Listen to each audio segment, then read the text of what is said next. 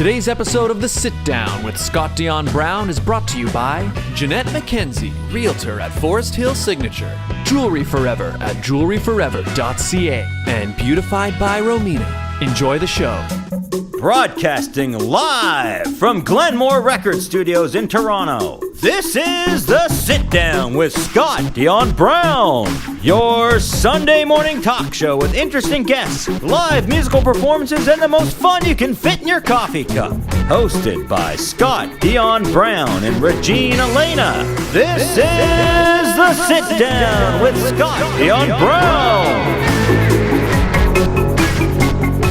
Hey everybody, Scott Dion Brown here, and welcome to a very special episode 250 of The Sit Down with Scott Dion Brown. I'm your host, the one, the only, Scott Dion Brown, and I am not joined by my co-host, the one and only Regina Elena, because, as you can see from this giant logo banner behind me, I am actually in New York City attending the New York City Horror Film Festival here at Look Dine-In Cinemas. My film Storage Room B is screening here in the festival. In fact, it screened earlier today as part of the Shorts Block 1. It was a lot of fun. It was very cool. Any opportunity to see my film on a giant screen is a beautiful thing, so really awesome. Thank you so much to the festival for having me. But for this episode, I thought it would be cool if I could sit down with some of the other people who are attending, some of filmmakers, we got some writers, whoever we can talk to. Hopefully I can get a representative from the festival to sit down as well. So everybody, please enjoy the rest of the episode while I enjoy the rest of the festival here at the New York City Horror Film Festival. The Sit Down with Scott Dion Brown.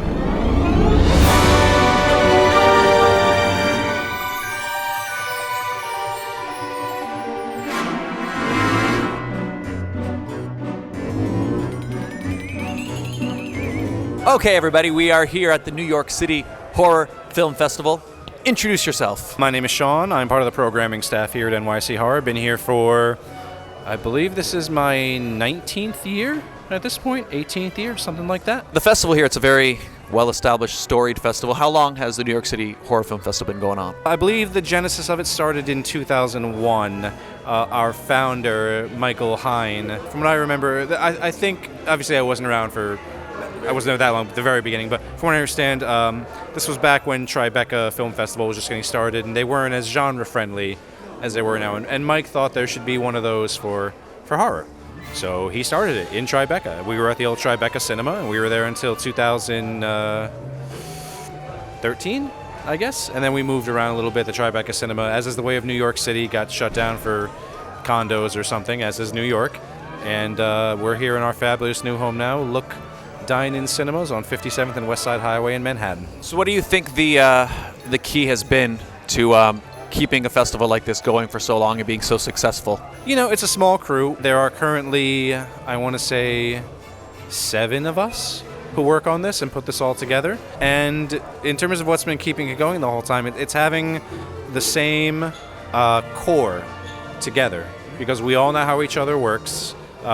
We may spend 60% of the year at each other's throats, but we're a family, and it's about keeping that together. We're a close-knit family, and also we try to think about, our founder Mike passed away in 2011 at this point, I guess. 2010 or 2011. It's strange when you lose someone how it's always 2 weeks ago. Yeah. But after he passed, we just really wanted it to stay true to how he wanted it. Mike was like, spoil your filmmakers. Make them glad they made the trip to New York City.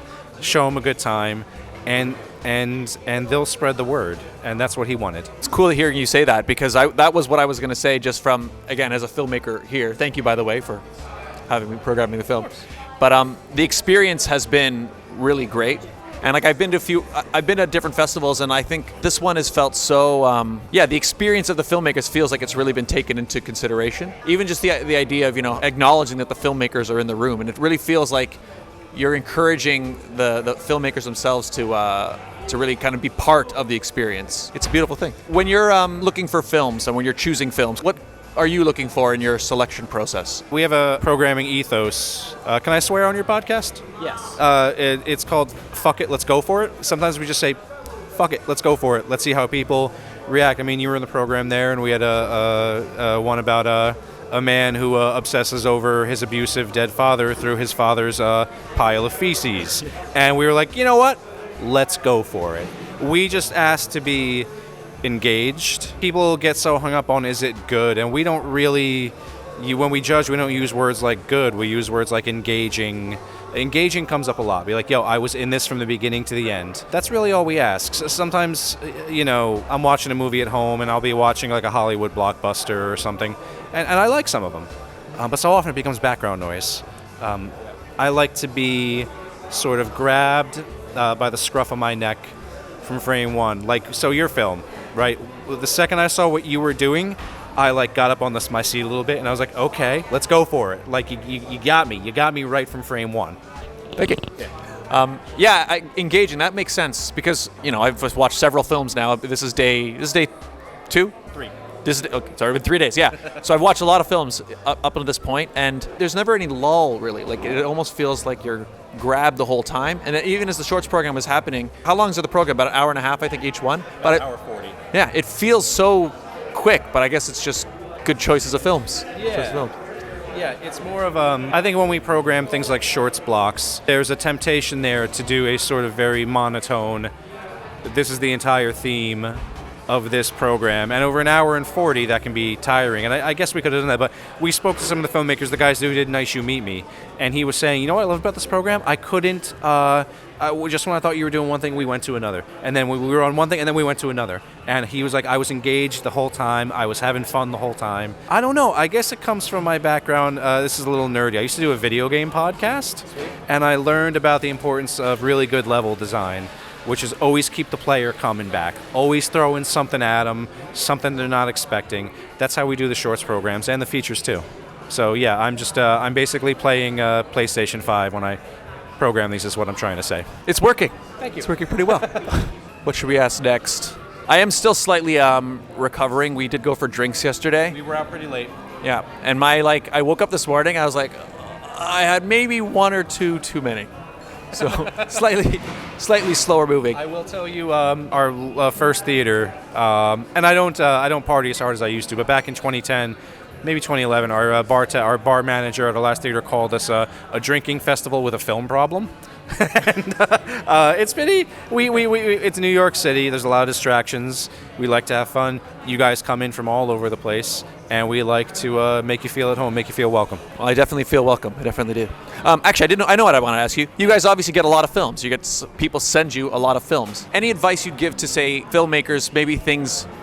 I want to say necessarily. Maybe pet peeves or things that you get sent. They're like, oh no, we can't use this, or anything like that. Advice to filmmakers, maybe what to do, what not to do, when they're trying to get into a festival. Your festival. Sure. Yeah. No, I actually have an answer for this. If you have recently saw a meme or read a creepypasta and you're thinking of filming it, don't, because we're going to get 7 or 8 of those every year. Do you remember the old creepypasta with the girl who says, "Daddy, there's a creature in my closet," and then the dad opens the door and it's an exact copy of his daughter, and she's like, "Don't listen to that thing in the bed."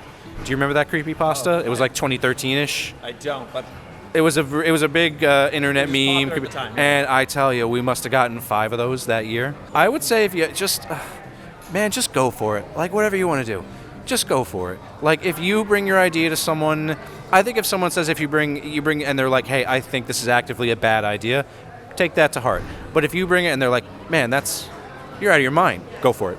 Just go for it. Let's see what happens. Fuck it. Go for it. Yeah. I just like to see films that go for it, and films that are actually about something. I'm older now. I'm in my 40s, and I've seen a lot of things, and I guess each of the judges has our own likes and dislikes and pet peeves. And for me, I just like things to be about something. Just about something, even if what it's about is the style itself or what you're doing. Like I said, just engagement, not a hollow slasher film. And I'm not ripping on slasher films. I like slasher films. But, a sort of a slasher film that isn't about anything, doesn't start anywhere, doesn't go anywhere, you've probably lost me. But then we have another judge who likes that. He likes that stuff. That's with our judging committee. It's not just me. There's 3 of us. And we argue, we bicker. Well, we don't bicker. We're all friends. But we argue, we go back and forth. And that's how you get a program like this. That's so sort of all over the place. It's a mix of all our all our tastes. What does that, say, selection process look like then? Is it like you probably each have your favorites, and then you have to come up and are you trying to basically convince each other, or is there other? What is that like when you're actually going through the process of choosing the films? It starts basically, we will bring, so let's say we'll take, I think off the top of my head this year, between features and shorts, we had maybe 47, 48 films around there. But we'll come to the table and we'll cut it down to like the top 75. And then each judge will also bring their own personal favorites. Like, look, I know you guys were cool on this, but I like this a lot. And most of the time we'll make room for that. Sometimes we'll add a program. Just to be like, if a judge is very passionate, like, no, this should be shown. This person should have their movie shown on a big screen in New York City. We'll make room for it. We try to all respect each other's opinions. We don't argue that much or anything like that, but each of us has our own personal favorites, and we're like, look, I brought 2 or 3 to the table that you two were cool on, and I loved. And they'll get in. I hope that answered the question. I know it was a little long for him. I did want to ask you as well about, speaking about the actual venue that we're in the cinema, the quality of the projection and just the sound and everything has been really, really good. I've been to festivals where, the screen doesn't look very good. The sound is all, as a filmmaker, I want my film shown in the best light, right? And I've been to festivals where I feel like that sometimes isn't the case. How important is that to you guys? Because it feels like that's very, very paramount in terms of the actual quality of the show itself. To me, it's everything. I work in post-production. So right now we're on Look Cinema, Dine-In Cinema in Manhattan, and when I came in for, I didn't know these guys when we booked this theater, but I met them and immediately they came up to me and they were like, when you're in the theater, you're going to have the manager and you're going to have a tech. And the tech is going to be going through everything, making sure everything's working like it should. And that's big for me because as someone who is in post-production, I care about presentation. And I wouldn't want a filmmaker to fly out from somewhere and see their film not shown in the best light possible. Do technical things happen there and there? Yes. I've had to learn to tell myself, like, you ever look at a website and it goes down and everyone yells at the website, you suck, you're awful, and then you look and they have like 99.6% uptime? I'm the type who would beat myself up over that 0.4% downtime. And I try not to do that to myself anymore. I think a lot of the things that we as filmmakers and post-production people might nitpick, an audience may not, but you and I know. So I want you to know that this matters to you. And so that's why we pick the best of the best. It's an awesome thing, and I can say it shows. I mean, the first thing I noticed, even just walking in with the crew and everybody, like, it feels like everybody involved is very passionate about wanting to make this thing work. And it really shows. The New York City Horror Film Festival, now when it's over 20 years, 20... God, we got to be in year like 22 by now. I'm sorry, it's just age. And the years start to blend together, but I believe we're in 21, 22 years now. It's amazing. So as a filmmaker who's here, I got to say, highly recommend it. If you're a filmmaker, submit to this festival. It's really awesome. The experience has been great. Again, thank you so much for programming the film. Thank you for having me. And thank you for sitting down for the interview. All right. Take care, my friend.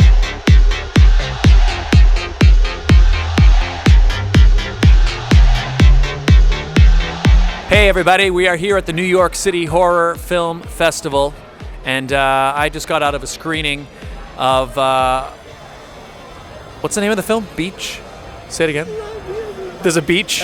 Lake Sunshine, 1989.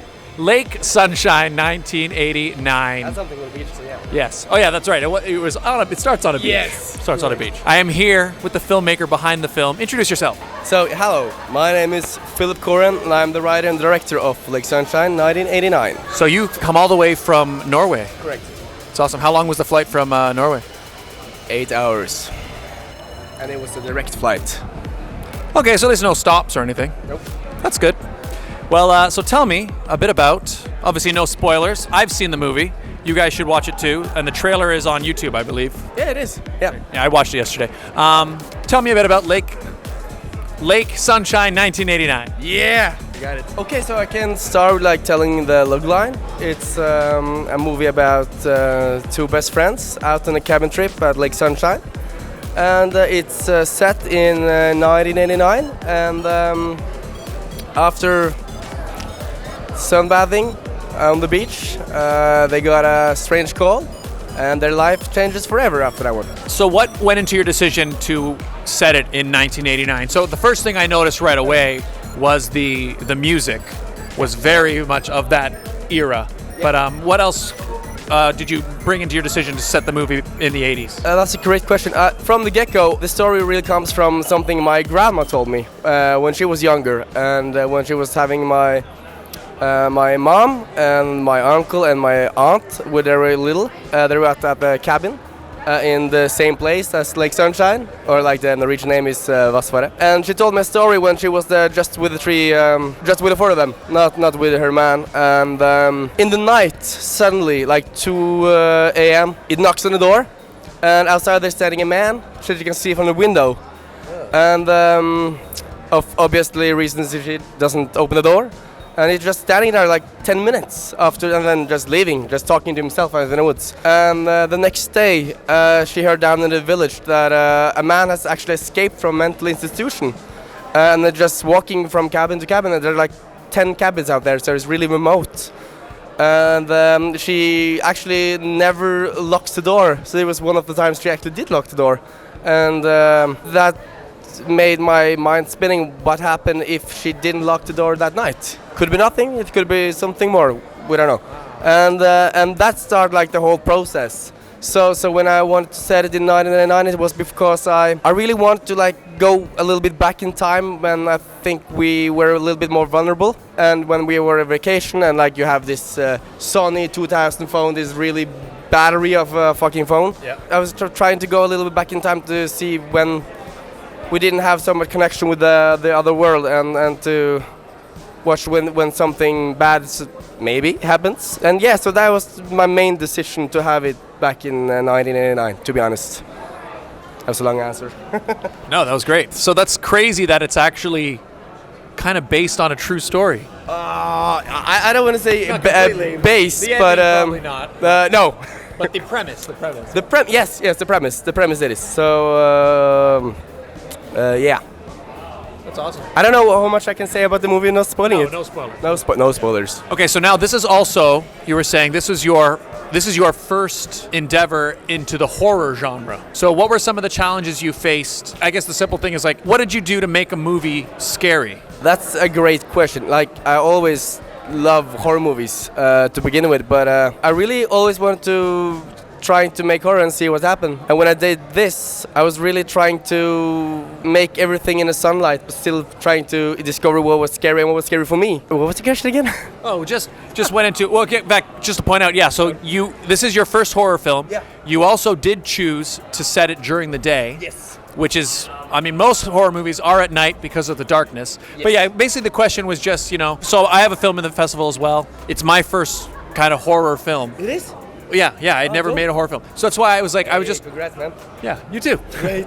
But that's why I remember as I was working on mine, I really wasn't sure, like, what do I have to do as a filmmaker to make actually something scary? Just like, I didn't know how to create that atmosphere because I'd never done it before. Right. So I'm just curious, what did you do, or how did you go about thinking, okay, I want to make sure that people are scared when they watch this movie? Did you think in that way, or I'm not sure? For me, when I wrote the movie, it's really, I can say that the whole movie is 40 minutes, but it takes place in their world in like 30 minutes. So it's real tense. So it's like really rapidly happening after. So it's, I was trying to play with like the feeling of sound and editing, and trying to make it as stressful as possible when they're maybe or maybe not coming some stressful situations. Yep. So that was the first thing when I tried to think about what I'm scared of, and what movies that influence me, and what I'm thinking is scary. So I tried to, like, when I wrote the script, trying to think about what I think was scary and how that could affect me, and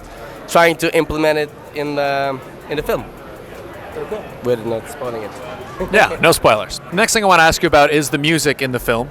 Because obviously for horror, music is a huge part of it, but then also setting it in the 80s, there's this very, that classic, that synthesizer sound in the score. So tell me a bit about the music. I can say that the first 5-6 minutes, it's really happy-go-lucky vibe, I can say. It's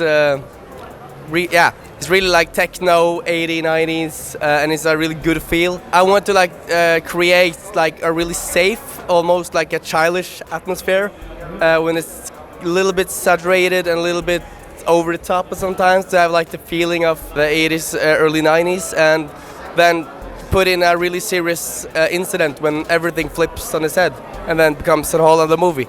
So the songs in the beginning is actually a buddy of mine, Kristin, who is a music composer and a music producer also, and it was great. So he started the music, and also have the composer called Anne-Marie Pettersen, which is wonderful, and she never had done horror before herself. So it's great trying to get into horror aspect and the soundtrack, and to play around it, and to play with the music to the edit, and try to like lift the atmosphere and the spirit up, and trying to also mix up the music all the time, not having the same tone, but trying to like do different stuff and going different places, and have really in the movie it's going more into like, it's really I would say all over the place, but it's really shifting many times. For sure.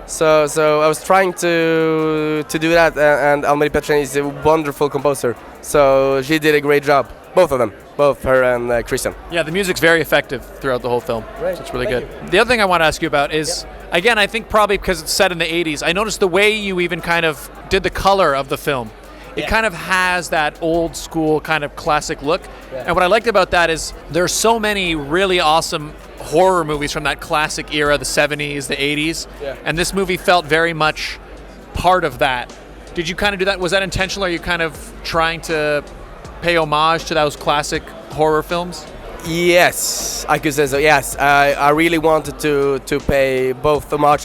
There was one scene, and I can't like talk so much about it, but it's really paying a homage to Twin Peaks.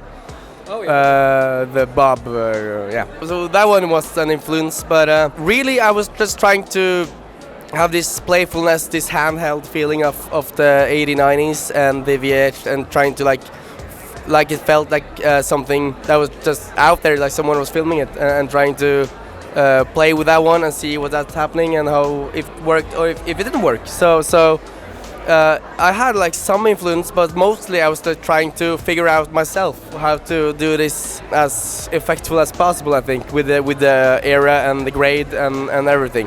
Very cool. So what is next for you? What are you working on next, or what are you planning for the future? I'm doing a bunch of I love horror films, but I have a new film was coming up now, or like 2024. So that's also a short, but that's a longer short. That is 25 minutes. Okay, yeah. So that's interesting. That's the drama. That's naturalism, or like realism and naturalism. So that's it. But I really I try to, every short I do. This is my second short. So every short I do, I try to like have this really human connections, and try to like the genre is just overcoloring the stuff that I really what I really care about, which is the humans and the interactions and what's happening in their life and how that affects people. So even if it's thriller, it's comedy, it's a drama, or it's horror, I'm really trying to first of all have the characters in place and really make us care about them before anything else, and then everything else come after. Yep. If it makes sense. I don't know. Total sense, yeah. All right. Cool. So watch for that. And finally, if people want to follow you on social media, if they want to follow what you're working on, where can they find you? I'm on EMDB. Yeah. Filip Koren, and on Instagram my name is Filip Junior Koren. Perfect. Yes. Links will be in the description down below, everybody. So follow that. And so thanks for sitting down, and enjoy the rest of the festival. Thank you for having me. Yeah. Bye, everybody. The Toronto real estate market is growing and changing every day. In these challenging times, you need someone in your corner. Jeanette McKenzie, realtor at Forest Hill Signature, is committed to looking out for you. She'll go the extra mile to ensure you have all the information you need to make a decision you can feel confident about. Purchasing a home is one of the biggest financial investments you'll make in life. Don't leave it to chance. Call Jeanette McKenzie at Forest Hill Signature. She's my realtor, that's right. The place I'm living in right now, she helped me find it. She's my realtor, and she could be yours. Call today at 416-523-0408. Or email at jmackenziehomes@gmail.com. Beautified by Romina, internationally trained hair and makeup artist. She is not only the official makeup artist of the sit down, that's right, she did our official photo shoot, and she's also done both our makeup many times at various events, including I got a horribly sunburned nose one time after going on vacation, came back, had to appear on stage for an event, and I looked like a strange clown. She made me look fantastic once again. She does everything: weddings, special events, cocktail parties, debuts, red carpets, anywhere you need to be beautified. Hit up Beautified by Romina. And if you're looking for a great gift idea, she's also selling gift certificates good for up to a whole year. So give the gift of being beautified as well. Find them on Instagram and Facebook. Beautified by Romina. Jewelry forever. Conveniently located at CF Markville Shopping Center on 5000 Highway 7 East, Markham. They do custom-made jewelry, repairs, and they change watch batteries, all done on site. They also have custom laser engraving. Incredible. I've seen the machine work. Does amazing things. Also, Jerry at Jewelry Forever is a fantastic artist. Do you have an idea for some custom-made jewelry? Or do you need something repaired that's been damaged? He is absolutely the man to do it. And we have a fantastic deal worked out with them. If you mention the show, tell them Scott and Regine sent you, you will get 15% off your purchase. That's right, 15%, 15%. Mention the show. Find out more at jewelryforever.ca. And speaking of Jewelry Forever, they are doing a Christmas giveaway. Our special Christmas episode is coming up December 23rd, and we are going to be raffling off 2 gorgeous watches courtesy of Jewelry Forever. If you would like to enter that contest, you could win a Citizen Eco Drive or Storm Enya watch. If you would like to enter, it's very easy. Go to our Instagram, The Sit Down with SDB. Find our pinned post.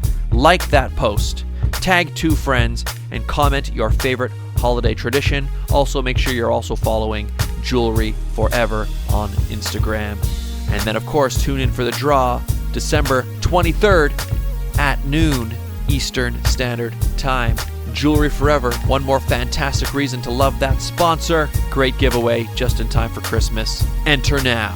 And if you would like to advertise on the show, it's very easy. All you gotta do is let us know at radioshowad@gmail.com. We do this show live every week, people. And we also do the ads live week to week. What does that mean? It means you can personalize them week to week. Do you have an event, a sale, something happening at a particular time in a particular place, like a Christmas giveaway courtesy of Jewelry Forever, for example?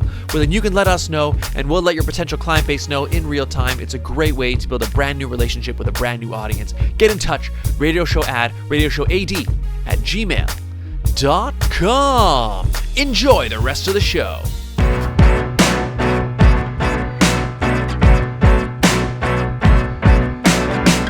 Hi everybody, we are here at the New York City Horror Film Festival. It's the final day of the festival, and I just got out of a screening of 9 Windows, and I'm here with the filmmaker behind that film, Lou Simone. Hello. Hi, I love this little mic. Yeah, it's nice. It Very useful. it works, and it all. Should we just do this? Yeah, we'll have to we have to get really close to it for it to work well. But basically, I had to pack very compactly. So basically, all of this that we have here, it fits down into a very, very tiny little package. No, I love it. This is actually way more than I expected. Yeah, the you guys can't see, but the light, it's like it folds really flat, but it pops open really big. Feature film with this light and this mic. Everything we need. This little camera. We just have to write a story that fits this, and it's perfect. It all fits right into a little pouch. It's perfect. And it had to fit on a plane in my carry-on, so that's why. Yeah. So tell me a little bit about 9 Windows. Okay, so 9 Windows is actually like a modern retelling of Rear Window, Alfred Hitchcock's movie from 1954.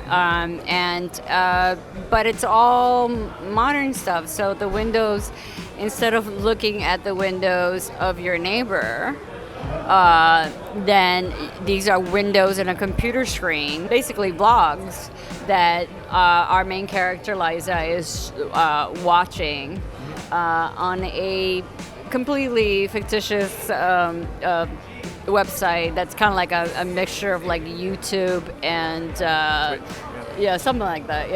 And she's kind of like obsessed with this website, and she witnesses what she thinks might be a murder. And then it just takes her in this other thing of trying to solve who it is and help out the police. So I just got to see the film, like I said, and there was a Q&A after that. I know you mentioned the interesting point is that the way people share things online, you can arguably see way more about a person just watching what they put out there than what you would ever see into their window at home. Yeah, like way more, right? It's kind of interesting how society has completely changed, that now people, in certain ways, in a better way, they're very open about their trauma and all that, which has its pluses, but it also becomes just a little too personal when you're sharing it with complete strangers, Yeah. But now everybody's like very willing to share like really personal stuff, and it's a complete shift in 70 years from 1954 to 2024, basically. Yeah. That it's complete 180. Yeah, it's interesting, and that's like in the original, those people don't know that they're being seen, whereas the people in this one they're actually choosing to be seen. Exactly. So it's very interesting. Where did you initially, I guess, get the idea, or was it an idea that you wanted to pay homage to this film for a long time, or like when did it come from that inspired you to actually sit down and write the script? No, I mean, honestly, it hadn't even occurred to me before. Like this is my favorite Hitchcock film. And he's my favorite director, so that says a lot, right? But for me, it actually was in the middle of the pandemic that I was thinking, the world's come to an end. This is already like August, and it seemed like it was going to go on forever. Yeah. Like, it was like, we're never going to get past this. Like, how are we supposed to live from now on? And productions had completely shut down, and I thought, how are we supposed to make films from now on if you can't have people in the same room together? And so it occurred to me watching the film, I was like, this is one film that you could possibly make with just one actor at a time, and then do a lot of close-ups on one character or the other, and then maybe like do some VFX and make them look like they're in the same scene together, but they're not. Yeah. Like just shoot a plate with one and then the other, and and just compose it together. So that was the original. I was actually more of a how do we move forward as a filmmakers from now on to make it work. And then I was like, well, if I'm doing this, how do I pay homage to the original film that I love so much? And I don't know if you ever saw the Rear Window that they made with the same title that was made like in 1999 or something like that. It was with Christopher Reeves. No, I haven't seen it. Yeah. And I think it was made for TV. But it's actually called Rear Window as well, so they must have had the rights to it as opposed to me. As opposed to me, who's just playing on homage to it, not ripping it off on homage. And he was in a horse accident, so he was in a wheelchair. And so the one thing I didn't like about that movie, and I feel bad talking bad about it, something with Christopher Reeve in it, but was the fact that the love interest of the original film really wasn't there. At the very end, they kind of like Daryl Hannah played the love interest, and it's kind of like there's no chemistry, and then all of a sudden, they're gonna be together, and you're like, well, wait, hold on, like, can we get to that? Because the original movie, it's actually incredibly romantic. I don't know if you've seen it recently to remember, but No, I wouldn't envision it. There's like a great love story there. They have great chemistry between Grace Kelly and Jamie Stewart, and it's one of my favorite love stories, despite the fact that it's not really supposed to be a romance movie. And I wanted to bring that back. I wanted to be, two people who fall in love in the middle of solving this murders. And I really, really wanted them, which they had great chemistry from, because it turned out that they know each other? No, but like it was just automatic. Like at the moment, that they were in scene together, I felt like they already had chemistry. So, I want to recreate that. And I mean, as far as at least on set, I felt like I had done it. I don't know. You tell me. You're the audience. Yeah. No. They definitely had chemistry on screen, so that worked. Next thing I want to ask you about is this film is historic. I think, in some ways, in that you. And I'm blown away by this. I said this in the Q&A too, but I'm saying it again because we spoke briefly before the screening, and you mentioned that you'd done some filming in the volume. I didn't realize that the entire film is actually made in the volume. And watching the film, I had absolutely no idea. So well, people who don't know, the volume is probably made most popular most recently by Star Wars shows like The Mandalorian and all those things. Yeah, we got some cool display behind us. What's going on? There's a lot going on. The people they're getting a multi sensory experience here. We got our own volume back here. Yeah. But it was made popular, I guess, most by Star Wars and Mandalorian. It's the giant screens that use a gaming engine to track the position of the camera, right? So the entire film is shot in this volume, and this was also your first time working in that type of setting. So what was it like making a film in the volume? I had to kind of relearn how to direct, to be honest. Not so much, obviously, directing the audience, but directing the camera, just because there's so many limitations to it. There's definitely pluses to using the volume because instead of having to build sets or something like that, it's all a projection, similar to what's going on behind us. It's projected on these LED screens that look so real, and especially if you're, as opposed to using green screen, where the actor has to be like, oh, where, what's back here? What do I look? No, this feels so real when you're in it that that it's easier for an actor to be like, okay, I'm in my house and this is what's going on in the background and blah blah blah, and react to it in real time, as opposed to when you see stuff that uses motion capture and stuff like that. That's insane. I'm like, how do you even act that way? Yeah. So it has that benefit. It has the benefit that if you use in multiple locations, you're not having to move an entire crew from one location to the next, so you're not spending a lot of time on that. Yep. But it has a limitation that it's very two-dimensional in a way, so that you're constantly having to find ways to build depth of field, and you also have to be very conscious of the fact that because the background changes where you were right before. So if I'm shooting you and this is the background, and I'm doing two over the shoulders, and now I'm going to do the reverse. I literally, So you have to now reset. I have to flip, instead of flipping the back, I'm flipping us. Yeah.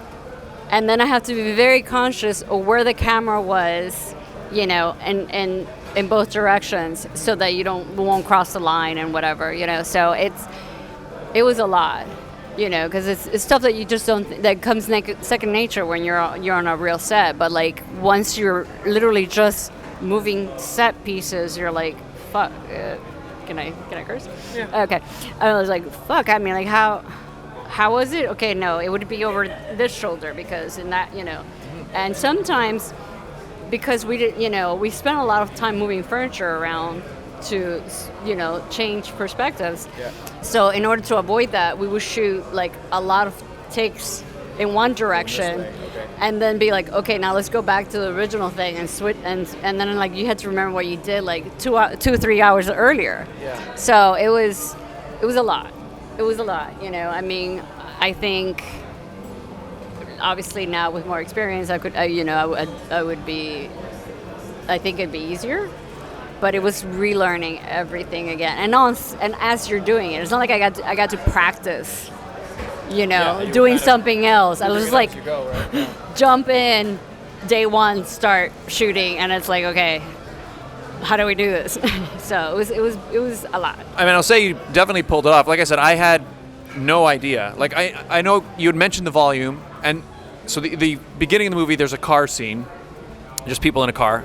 No spoilers, not gonna say anything that happens, nothing like that, but it starts with a car. And I'm like, okay, that must have been shot in the volume. Okay, I assume, because it's, And then I had no idea that the rest of the movie, so all the scenes in the house are like that. And so now another one, so I asked this question in the Q&A, saying that now that you've kind of worked in both, you've worked in the volume, and you've worked in a sort of a regular, more traditional setting. If you had to now shoot in a house again, right? You're setting in a house, and you have the option now. Well, I can either go get a real house and do everything I would do to make a film there, or I go back to the volume and film my house there. Which one do you think you would choose? Well, I think something like the driving scene. there's so many benefits to shooting it that way because, you don't have to worry about car noises. You can get much cleaner sound because you're not like on an actual road or an actual car that's running. So, and I think, believe it or not, like that's actually the part that I think that looks least real, to be honest. Yeah. I'd have to go watch it again, I think. I don't know. I think I was just used to what it looked Maybe like. because I know it wasn't real. But like for me, like that's the part that looks least real. But I think that's also the part that more audiences are more forgiving of. Believe it or not, just because before this technology, a lot of it was filmed with green screen.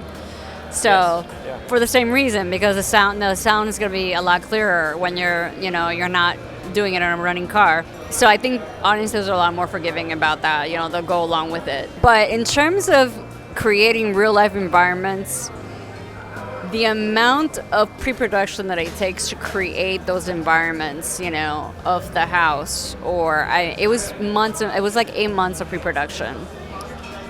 So it's a lot.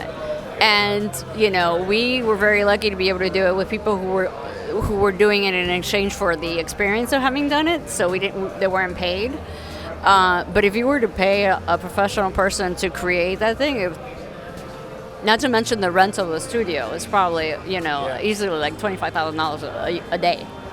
It would be way more expensive just the sheer amount of time. Because I was trying to think about it. I was weighing the pros and cons in my head. I was like, okay, so like one thing that I really liked about the way you were able to shoot in this house is like you can get really awesome, like very atmospheric lighting. Like there's a scene where the power goes out and she's walking through the house. And again, I had no idea that this is in the volume, but I'm just seeing like, the windows are all like there's, creepy lights coming through and all this nice atmosphere. And I'm like, so once I realized that was all volume, I'm like, okay, so if you had to do that in real time, obviously you'd need a larger crew. You'd have to probably big lights all around, or you'd have to figure out a lot of things.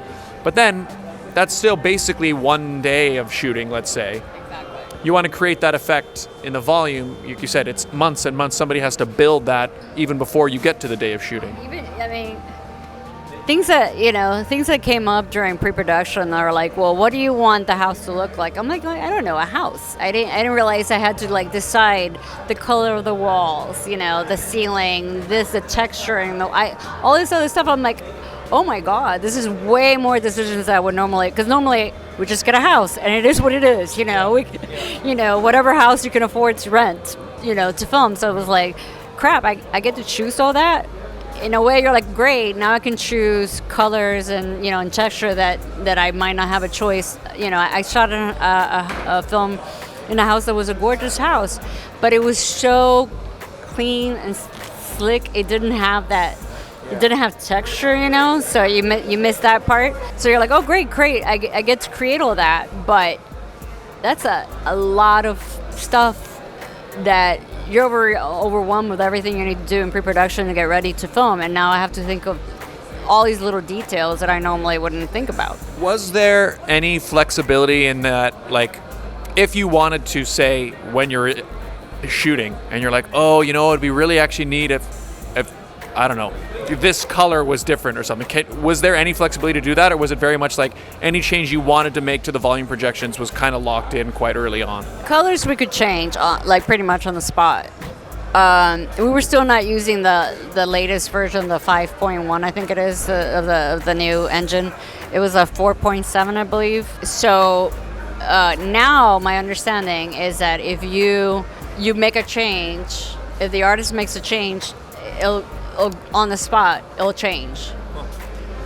Back then, with that technology, whenever they made a change, they would nearly shut the whole thing down while the program re-rendered everything. Okay. And so you could be down between 15 minutes to half an hour. So you had to really plan that stuff ahead of time. So what sort of scenes do you think the volume is ideal for? What would you aim for the volume? Or would you prefer the more traditional route, or a mix, or like, yeah? And let's pretend budget's not the issue. Let's say We're rich. Yeah. Okay, so I definitely think driving scenes is a great tool for that. I think anytime you're trying to recreate an environment that is very difficult to get to, like desert or space, something like that, or I don't know, a spacecraft or something like that. We're like building out a set. It would cost you so much money.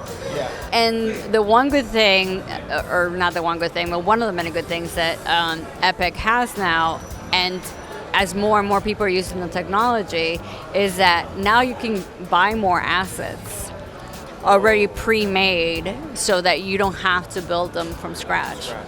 But they don't make just a regular house, right? It's always going to be like something really elaborate because it's mostly for gamers. So, they don't crazy worlds and other dimensions. Dragons and stuff like that didn't play into this movie. Yeah. So we really had to start from scratch and build a house from scratch. Even I remember one point they were like, where do we put the light fixture? I was like, I don't know. I don't really care. You think the audience is going to notice that the light switch is not by the door? I mean, I'm like, oh man, if they're going to notice that, we're in big trouble. So as more and more people use the system, I think it'll get more costs because you won't have to start from scratch. Well, I mean, like I said, I know you said like you can notice now when you watch it. Yeah. I had no idea at all. Like there wasn't even a single shot where I was like, oh, now I'm wondering now. I almost want to go watch it again now with this knowledge. But I mean, I guess, obviously it's easier to, even with like traditional, like it's easier to see the strings and things if you know where to look. Right. But I think for me, as the first viewing, I just felt like I was watching a scene in a house, which is, I guess, the goal. So yeah, I pulled it off really well. It was pretty cool. That's a double-edged sword, right? Like you want to like tell people, look what we accomplished, because this is 100%. Like there's not one shot in the film that was not done on that stage. Yeah. But then the moment you say it, then people are going to be looking for it, and then if you look for it, then you'll see it. So it's one of the things you're like, how do I get them to watch it and forget about it, and then say, by the way, did you see what we accomplished? And you're a creator, it's like we're our own worst critics. So yes, I watch my own stuff. It's all I see are the things that I would have changed. But now I just find like where I've managed to rest with that stuff is now like any mistake that I see in a previous film, I'm like, I know my next film I won't make that mistake again. But yeah, it's all I see. I find if I let like a few months go by and I haven't watched something, then I start to forget the little mistakes I might have made, and then I can watch it more like neutrally. I'm like, oh, this is okay. This works okay. Yeah. What's next? What are you working on next? I mean, I don't know what it's gonna be. It's like, but I have I want to go back to, I don't know if you know this about me, but I'm kind of like a one location queen. Like all my films are like one location minimum characters in order to maximize the budget. And this is back to, 5 people in a cabin in the woods, and hopefully, which is really hard to find something new that starts with that premise. So hopefully it'll deliver. I actually really enjoy this script, so I'm hoping for next year. Very nice. How about you? I'm writing a short. Actually, I've written the short. First draft. What I want to do is I'm going to film myself reading all the lines so that I can know if the pacing is okay. Like just like basically a fake edit of the movie. That's a really good idea. I realized it from my from Storage Room B, is I was able to do a lot with the editing, like is cutting things down pacing wise and like to make it the speed. I didn't. I would have, but I didn't. I didn't do that for that film. But next one I will. Sorry. But yeah. Oops. Yeah. Spoiler alert. Sorry. Spoiler. But yeah, just to get the pacing down, I thought I'm just gonna run through it myself and I'm almost do like a fake edit. And then if that works, anyway. So yeah, next a short, and then I want to write a feature after that. That's my plan. Well, they say that there's 3 films, right? The one you write, the one you shoot, and the one you edit. Yeah. So I don't know that you can necessarily trust. Oh yeah, so I don't. I mean, yeah, that's what happened with. I've done 2 shorts so far, and that's the case every single time. Like, in fact, the biggest thing I found, I don't know, for writing is, I don't know if this is your experience as well, but like when I wrote, both of my shorts ended up way shorter than the script I wrote. And maybe that's just because I was it's only I've written 2 scripts basically. My first script especially, I had written all this extra dialogue in the beginning, which I thought was important to the story. And I shot it, and I edited it, and then I screened it for like some friends and family, and I was watching their reaction and being like, they are bored right now. I can see their boredom, right? I'm like, and I realized, it's kind of tells the story, but it's not important, and most importantly, it's not exciting. So I hacked so much out of the movie by the end. So yeah. It happens to all of us. I guess that's just part of the process. Yeah. Well, thank you for sitting down. No, thank you for the for interview. having me. Where can people find you on social media and all that stuff if they want to follow your work? I am Ms. because I am a woman. Ms. M.S. Lou, L-O-U, and last name is Simone, S-I-M-O-N, no E, on just about everything, except for that new. Oh, X? Oh. Not on X. Cross that one out. Well, thank you very much for sitting down, and enjoy the rest of the festival. Thank you.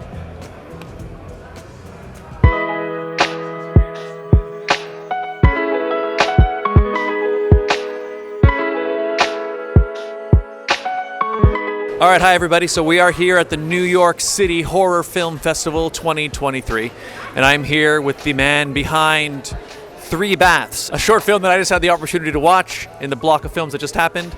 So hello, Rafael. Nice to meet you. Thank you. Nice to meet you too. So tell us a little bit about 3 Baths. So 3 Baths is about a spiritualist that instructs a woman and her younger sister that the sister needs 3 spiritual baths in order to get rid of an evil spirit that's getting closer and closer to her. And where did some of the inspiration for that film come from? So growing up, I would hear stories from family members regarding, things such as people needing spiritual baths in order to get rid of an entity or a spirit that was close to them and causing harmful things like depression or sorrow. So the baths would be a way to kind of get rid of the spirit and to push it away. So obviously we're not going to do spoilers because we want you guys to watch the movie. But in terms of like some of the things that happened, without getting into specifics, that happened to our, let's say, victims, I guess, were those things drawn from different things that you had heard, or do you take some creative license and invent some things as well? Yeah, in terms of what ends up like happening to the characters, that was definitely on the creative side. Those particular things didn't come from anywhere, so I definitely took some liberty and creative direction with that. Yeah. I do want to talk a little bit about how you achieve certain effects. So there is a villain in this, I guess you could say. I don't want to get into any specifics, but it looks really cool, really a little scary. It's a horror film. Tell me a bit about what got involved in creating that character. So I worked with Anthony DeFalco, very talented makeup artist that I've worked with on several of my films, and it was the same process that I usually do I talk with him about what I'm looking for in terms of like the direction of the character and how they should look and everything, giving references and everything. And it's from there on, it's easy. And then Bryce Craver, who plays the sort of monster in the film, I just give him direction as to what he should know about the character that he's playing, and then he does his thing under the makeup and everything, and we just go from there. In terms of the actual look, the design of this monster, where did that come from? Where'd you come from? So the actual look itself was, again, just me, more on the creative side again, just me thinking about how I want him to look. That's where the step comes in of me working with Anthony and giving him kind of references to go off of in terms of the direction that I'm going off of in terms of how this monster should look. We definitely wanted a sense of like decay and rotting as if someone just like rose out of the grave. So yeah. It was very creepy. It was very creepy to see. Actually, one thing I want to ask you, just in terms of, it's not really a spoiler, but in the movie, much of the creature at first, he doesn't seem to be necessarily looking at our victim. Tell me about the sort of maybe the symbolism or what you were going for with that. Yeah, I think the whole thing where it's like every time that the main character of Rosa sees the monster, we only see his back, and he gets closer and closer. I just did it as a way of just kind of like keeping the suspense and tension instead of giving away the full look of the monster right away from the beginning. Have people think, like, have them curious as to like, why is this monster facing away? What does he look like? And I think that kind of helps keep them invested in terms of as it goes on until the very end where things change and we finally see him. There's something very unnerving about it. I'm trying to think even just in terms of, I don't know, horror. I don't know if it's something I've necessarily really seen before. There's almost like it almost made it more creepy. I'm like, why isn't he? It was just weird. It just threw me off. So it worked. It was really cool. What's next for you? What are you working on? I have 2 short scripts that I recently wrote that I might film one next year. I haven't fully decided on that because I'm also trying to make the transition from shorts to feature. I've also been working on feature script projects. So yeah, I don't know if I'll get that itch to produce another short, and instead of just, because I've done a lot of shorts and I figure it's time right now to make the feature jump. So we'll see. Then I'll see what I'm gonna be putting 100% of my focus on. I'm right in that same phase where I want to make one more short, and then I have an idea for a feature, I want to write it. But the idea of writing a feature feels very, like I've never written something that size. Have you started writing your feature, and like, tell me a bit about your process in terms of writing it. I'm just curious more so I can try to get some advice. Right. No, I totally know what you mean. Writing a feature is a very different beast from writing a short. And I have a feature script already written that I'm still kind of trying to refine, and then I'm outlining another one right now. But as far as the process, for me personally, it's just trying to just sit down and focus with very little distractions and just like do an outline for the story. That's what I try to do instead of just jumping right in and just try to write something up. Doing an outline that I feel comfortable with and that try to make sense as much as possible before actually writing the script. It doesn't have to be perfect, but as long as there's some sort of roadmap for where I want to go, so that I feel more comfortable in jumping in and writing the actual first draft. Where can people find you social media wise if they want to follow your career and what you're up to? So my website is rafaeldeleon.com. I have other shorts on there that I've done, and also my socials is Rafael DeLeon Jr. I usually post about my current projects and what's been going on with them there. Cool. Links for all those are in the description down below. Thank you so much for talking with me. Congratulations again on getting into the festival. And bye for now at the New York City Horror Film Festival. Thanks again.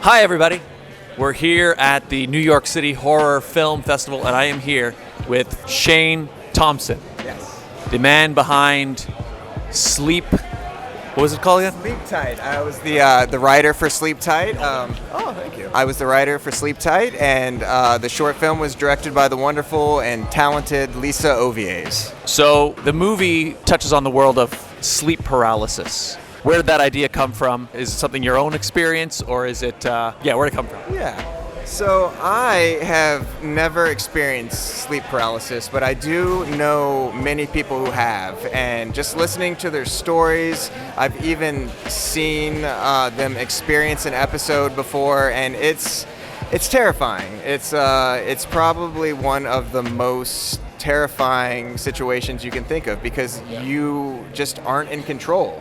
You are paralyzed and you see all these terrifying things, and there's nothing you can do about it. You can't even run. You're just frozen. Yeah. So that concept it works so well, I think, in the horror genre, because, I mean, what's more terrifying than experiencing sleep paralysis, being frozen, being paralyzed, and just being completely vulnerable to your surroundings. So vulnerability is just one of the most terrifying things in general. So yeah. It's good fodder for a horror film. Right. Yeah. Sleep paralysis, is that so you're sleeping but you're still dreaming, but you can feel like you can see the room around you, but then you see other stuff because it's actually, is that what it is? I'm trying to think if I've ever experienced it before.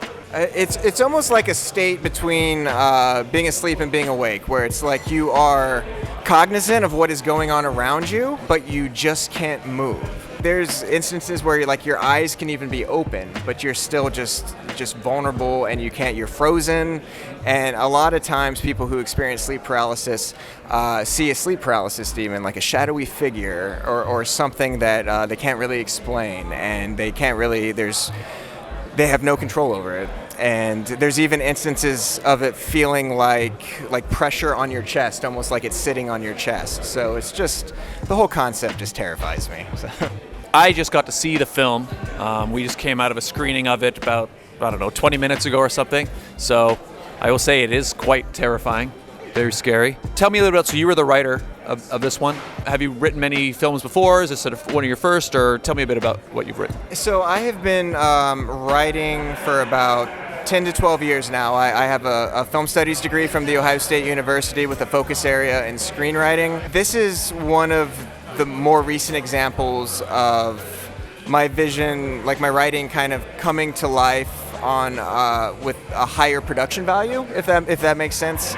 So this year I've been lucky enough to have 2 short screenplays that I wrote, produced by some incredibly talented people. A short film called Welcome to Our Cabin, which was shot in the Hocking Hills area of Ohio, and then Sleep Tight, which was filmed in Vancouver. So, yeah. When I'm writing my own script, right, as I'm writing it, I have this idea of what it's going to look like, and kind of like, because I guess I'm going to be the one taking it to that final end of the process. But you as a writer, when you're creating something, what steps do you feel you have to take to say, like, as you're writing it, you probably have a vision of what it's going to look like, but then you're going to have to pass that on to somebody else to then take that forward. So, like, what's that process like? Is there a lot of communication between the next person, the directors, everybody? Tell me a bit about that. I've been very fortunate that over probably about 10 to 12 years ago, a good friend of mine and very talented director named Tyler Wertinen just seemed to really vibe with my writing, and he produced probably about 4 or 5 of my short films. So in that stage of writing, I knew that I would kind of be producing it, and I kind of knew my limitations, so I wouldn't be writing these crazy death scenes or these crazy kills. I would write with budget in mind. I would write with location in mind. I would write with actors in mind. And over the last 5 years, I'm just now kind of stepping out of that comfort zone and allowing myself to write bigger stories that I don't have to worry about necessarily producing myself. I think the first experience with that was a feature film that I wrote, a feature screenplay called Fear Catcher, which it had a pretty decent run on the festival circuit, but it was the first thing that I'd ever written that I was like, all right, well, you would need like $5 to $10 million to make this. There's no way I'm ever going to self-produce this, so let's just have fun with it. So I think as a writer, if you're planning on shooting it and directing it and producing it yourself, definitely keep in mind the story that you're telling, keep in mind what you have access to, the resources that you have, the talent pool that you have, but also don't be afraid to step out of that comfort zone and tell the stories that you want to tell. Don't worry about budget, don't worry about locations, don't worry about effects, just tell the story that you want to tell. Good advice. When you write the script and then you send it off to the people to make the film, have there been moments where you're like, that's exactly how I thought it was going to look? Or do you find it's much more like, oh wow, I didn't think they would take it that way? Because even stuff like the way an actor chooses to deliver a line you write might completely change it. So do you find typically it's like, yep, that's what I was looking for, that's how I thought it was going to be? Or do you find it really gets transformed along the way? I think a little of both. Sleep Tight is actually the first example of the project coming out on screen exactly how it was in my head when I was writing it. So that's pretty rare. Usually as a writer, you pass the story off and then you don't have much say. But I was lucky enough to be working with a wonderful team that really valued my opinion. Lisa Ovie's and her team are incredibly talented, and they really made me as a writer feel good, which you don't always have, that experience. Sometimes we kind of feel like we're at the bottom of the totem pole, and we don't always, things get changed, our stories get changed, and we don't really have control. Once we pass it off, it's kind of out of our hands. So I've been very lucky to not really experience that so far. Nice. Let's talk a little bit about tonight's film a little bit more, Sleep Tight. What you saw on the screen was pretty much what you were imagining. So there is we're not going to spoil her, but there is a demon of sorts that makes an appearance, sleep paralysis demon. You came up with that image of what that creature looks like, and where did that come from? That kind of came from just kind of stories you'd hear about, people who actually have sleep paralysis and how the visions that they see. And I tried to kind of take into mind I'm trying to word it without spoiling things too much. You have to watch the movie. just trying, like, hearing the details about the characteristics that the sleep paralysis demons that they saw have or lack of characteristics, and just trying to work that into the story, as well as just an aspect of what I myself find unsettling. So there was a little bit of both there. Are you aware of how they created the things? Like, were you part of there on the process as it was being made? So most of the effects were already applied by the time I got to set. Okay. So I didn't really see the process of it getting put together, taken off.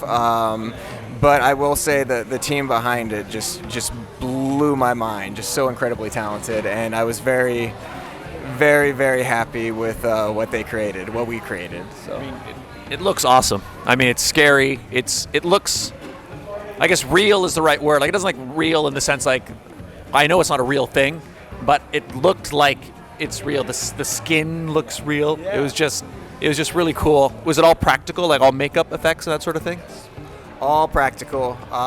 Lisa is a very huge fan of practical effects, as am I. So anytime we can do things practical, we're going to do things practical. And it's so much fun doing things practical. That's why I love these festivals, because I love to talk practical effects with people, and it's great. I think I'm kind of a big fan of some of the 80s creature features where, you can definitely tell that things were done practically. And yeah.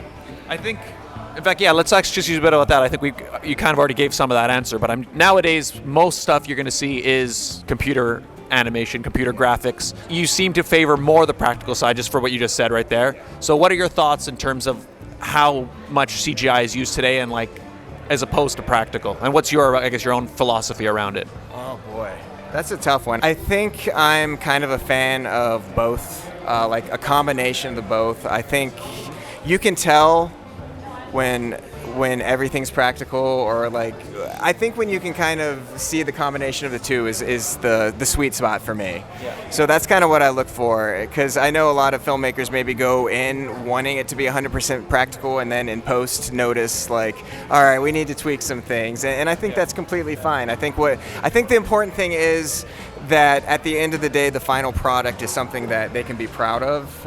And in my case with Sleep Tight, I'm incredibly proud of what Lisa and our team put together.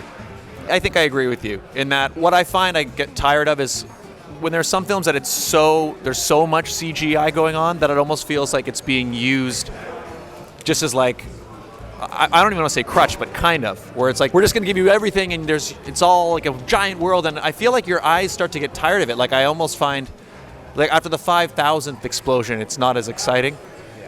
And there is something real about, like, wow, they actually did that. Like, that car actually smashed into that thing, as opposed to the computer animated one. So I guess, finding the balance between the two. I agree. Makes most sense. What are you working on next? A short film that I wrote called Welcome to Our Cabin is in post-production right now, and a short film that is a short script that is one of the unproduced short screenplay finalists here, called The First Day of School, is in pre-production, so we're hoping to make that next year. So fingers crossed. If anybody wants to give me money to make it, I'll take it.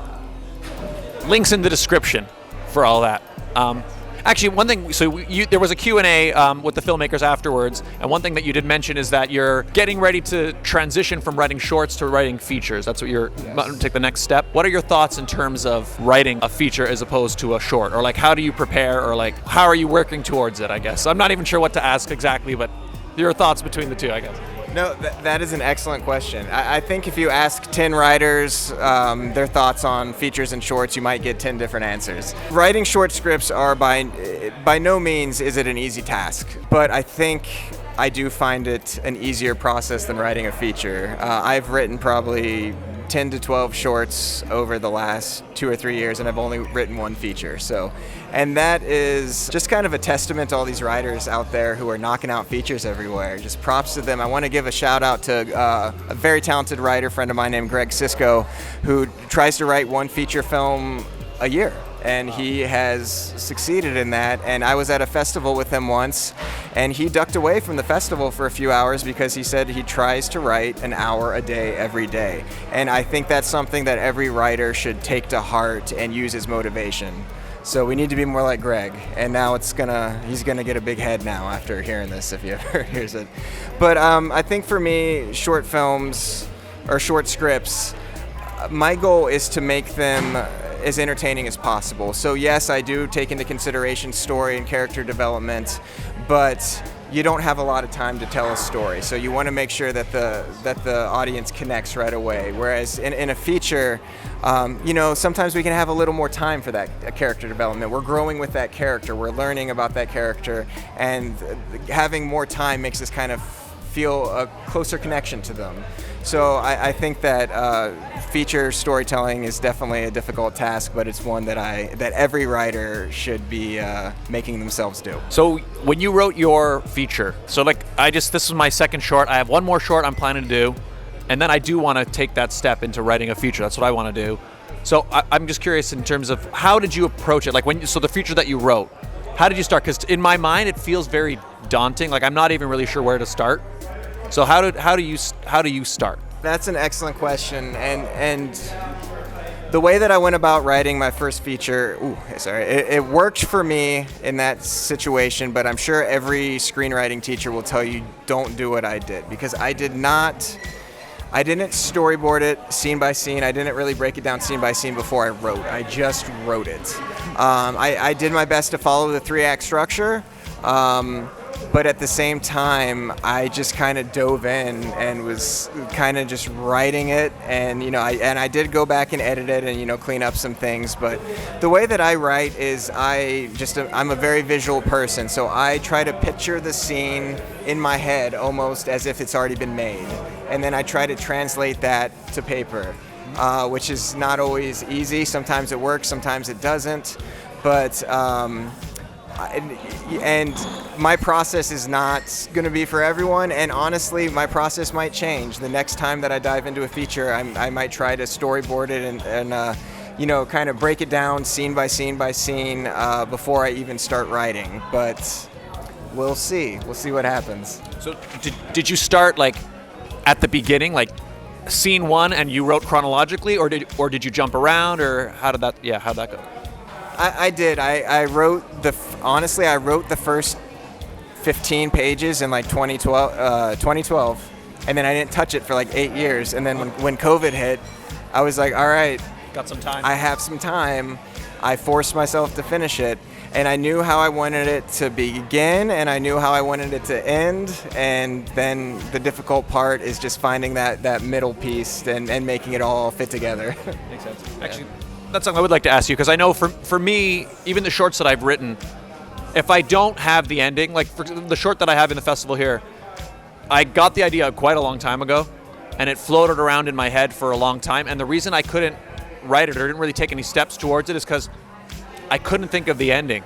And then one day I was having dinner with a friend of mine, and we were kind of talking about it, and I kind of came up with the ending, and then suddenly I was able to go, okay, and then I was able to write it.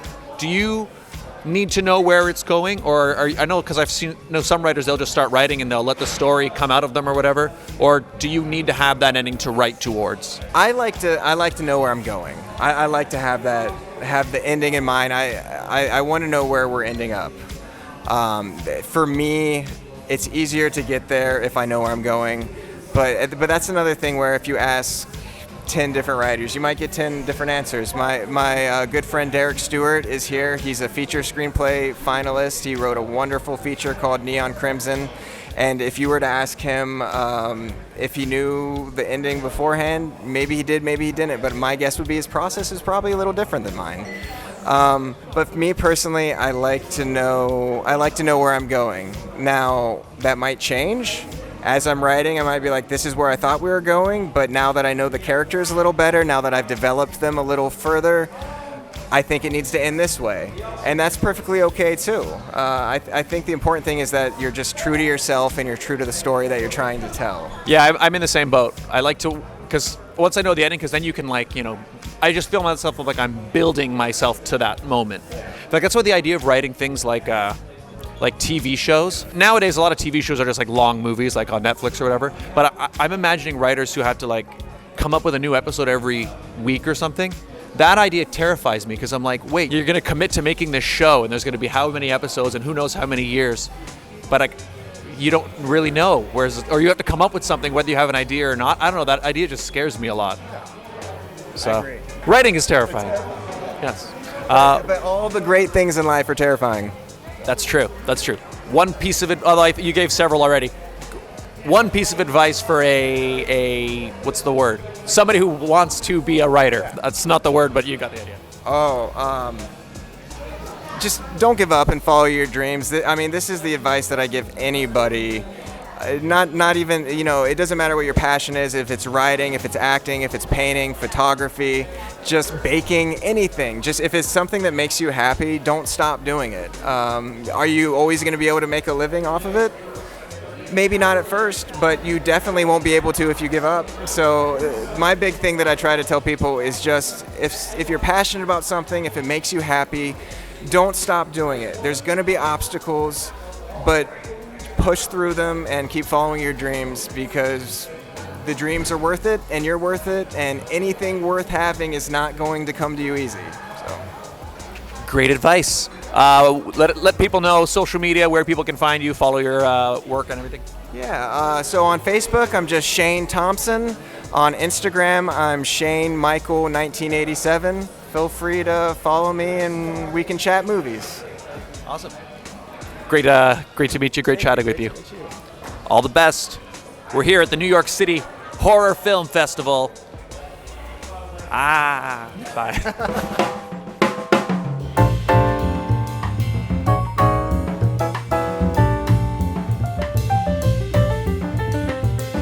All right, everybody, so we are here at the New York City Horror Film Festival 2023, and I'm here with a filmmaker whose film I got to see earlier today. Why don't you introduce yourself? Hey, everybody, my name is John Veron. I wrote, produced, directed, and edited a movie called Annie, We're Here For You. Very cool movie. Creepy movie. First thing I wanted to compliment you on with it was the writing. Specifically, I liked how the dialogue, it doesn't feel like dialogue, right? Like the movie, we're not going to give you any spoilers because you guys got to watch this movie, but it starts two people, friends, I guess, driving in a car, but it doesn't feel like a forced, like you set it up, okay, we got to get the story going or whatever. It really does feel like it's just two people talking. We're getting the information we need, but it doesn't feel like you're feeding it to us. Thanks, man. So tell me a bit about your writing process. Yeah, sure. First up, thank you. I really appreciate it. I wanted to go out of my way to think about the fact that these people have already been in a car for about an hour. So they wouldn't just start talking, they would have been talking. And It's really important to me. I'm allergic to exposition. I really don't like what I call Johnny the Explainer scenes, where Johnny the Explainer shows up and does all the explaining. Yes. And so I wanted to make sure that the information got across, but like you said, in a way that would be naturalistic. So as far as the process, I try to ground everything in a given scene or a beat in a scene, because I do think of Annie, We're Here For You as a succession of scenes. They just happen to all be the same two characters in the car. And when I explain, you'll see what I mean. Basically, each scene consists of one character wanting something and the other character using different tactics to give that to them or not give it to them. It's pretty basic drama school stuff, what I'm going for. And I find that if you... So whenever what one character wants changes, in my head, that's a new scene. Even though there's still... It could be 1 second between the two. It's still a different scene. And so if you ground your scene in that push-pull and you have that intent behind it, you can avoid the Johnny the Explainer thing. And never just have anybody just blurting out as you know, blah, blah, blah. I hate it in movies when characters are saying things to each other that both of them know already. Yeah. That's the worst thing in the world, and anyone who does that should walk into the ocean. I can't stand it. So I'm really, really glad to hear that I managed to dodge that bullet this time, so I don't have to walk into the ocean. We don't need you to go swimming quite yet. Yeah. So when you're actually writing it, is it, do you read it out loud as you're writing it, or is how do you make sure that this doesn't feel like a script? Do you have a specific process you go through? Man, I wish I had a better answer for you than don't write it crappy. But I really just try not to write it crappy. I don't really, I'm definitely mumbling to myself as I write a lot. We did table reads. We did a lot of rehearsal. It's really interesting because different actors that I've worked with have required different things out of rehearsal. I've got another movie that's just starting its festival run called A Suit and a Straight Razor that the lead actress in that, it's another two-hander and only one of the hands talks. The other one's just a silent type. You'll see. But in that one, my actress in that, Heather Brattain, didn't really want to do like backstory work or anything. But in this, Riley Critchlow, they've had me come up with like the previous 18 months of these two people's lives. Like that was most of our rehearsal work, was that. And then we did some off-book takes, especially of the confrontation scene. Without going into spoilers, you know what I'm talking about. We did improvised versions of that. And then and I used the stuff that came out of the improvisations to rewrite the script after rehearsal so that on the day they got a new draft that included the stuff that had happened in the improvisation. Then from there, we went off book again on the day, and some of that is what's in the movie. So that's the other thing about that dramatic push-pull thing. If you have that in your scene, then people can improvise very comfortably along that axis, and you can come up with some really cool, surprising stuff. Well, it worked really well. Good job. Thanks, man. Next thing I want to talk to you about, and the reason I wanted to ask about it is because I don't know if you've noticed this, but I've seen a lot of movies and TV shows lately where scenes with people driving in a car, it looks terrible. Like I don't know if it's, I don't even know what it is or why, but you managed to achieve two people driving in a car, and it just looked like two people actually driving in a car. So I know we talked a little bit before about how you achieved that, but you already tell people how you achieved that look. Sure. I'm really, really glad to hear it. When I watch it, of course, all I can see is the ways it looks fake. Like there's one part where some of the background is going by at an angle. I hate that. There's one shot I'm like, viewers, find it for yourself. But the first step is to hire one of the best directors of photography in Los Angeles. I'm really lucky that my day job is producing commercials, so I work with a lot of commercial DPs. My DP on this is a guy named Dallas Sterling. Yes, that's his real name. No, he's never worked in porn, that we know of. But yeah, he's a really, really expensive commercial director or director of photography, but he's down to clown whenever, it's not for a car commercial or something like that. And he's a great guy. I paid him for this with a bottle of really good gin and a Blu-ray of The Burbs. I paid him for the new movie with a vinyl John Carpenter score anthology and the vinyl soundtrack to Return of the Living Dead. Nice. So yeah, we have a nice barter system going. So step one is hire Dallas Sterling. Yeah, step two is set the scene at night. It's much more forgiving if you set it at night. Daytime, you would have seen all the flaws in that. And then the next thing, I'll just tell you how we did it. So we borrowed my boss's car, took it to a soundstage in the warehouse district of downtown Los Angeles, put it up on casters, and then Dallas, because he's also a visual effects whiz, again, hired Dallas Sterling. He built an After Effects background of desert going by that repeated from a few different angles, and we just rear projected that on a giant screen. And then we put my boss's car up on casters, and we just spun the car relative to the screen based on what angle. So, we would just queue up the car from the front stuff so that, the desert would be receding into the background, and then just position the car so it looked good. Then we went out into the desert at around magic hour, up around Palmdale, for those of you that know Los Angeles. And he built a follow rig onto his FJ Cruiser out of PVC pipe. Hired Dallas Sterling. And we followed my boss's car around in the desert and just had it do all the moves that the script called for.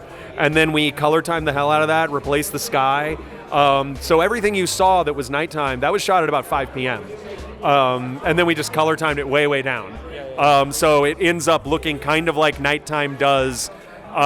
It's kind of a poor man's version of like the nighttime in Nope. I'm not going to claim to have done anything close to what they did, but I think we ended up in the same area color palette-wise. It's very eerie. Oh, thank you, yeah.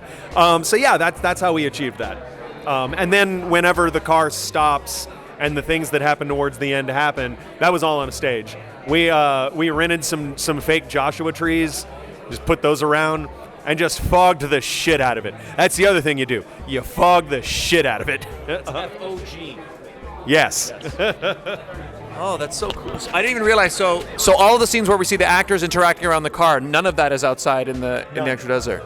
Wow. They were sitting still the whole time. That's amazing. It looks great. And I think, why are so many driving shots? Why do they look so bad? And the thing is, I feel like they've gotten worse. Like, I watch movies from like 10 years ago, 20 years ago, but there's something weird about, I don't know if they changed how they're doing the green screen or what. Do you have an idea of what's causing that or why it looks like that all the time?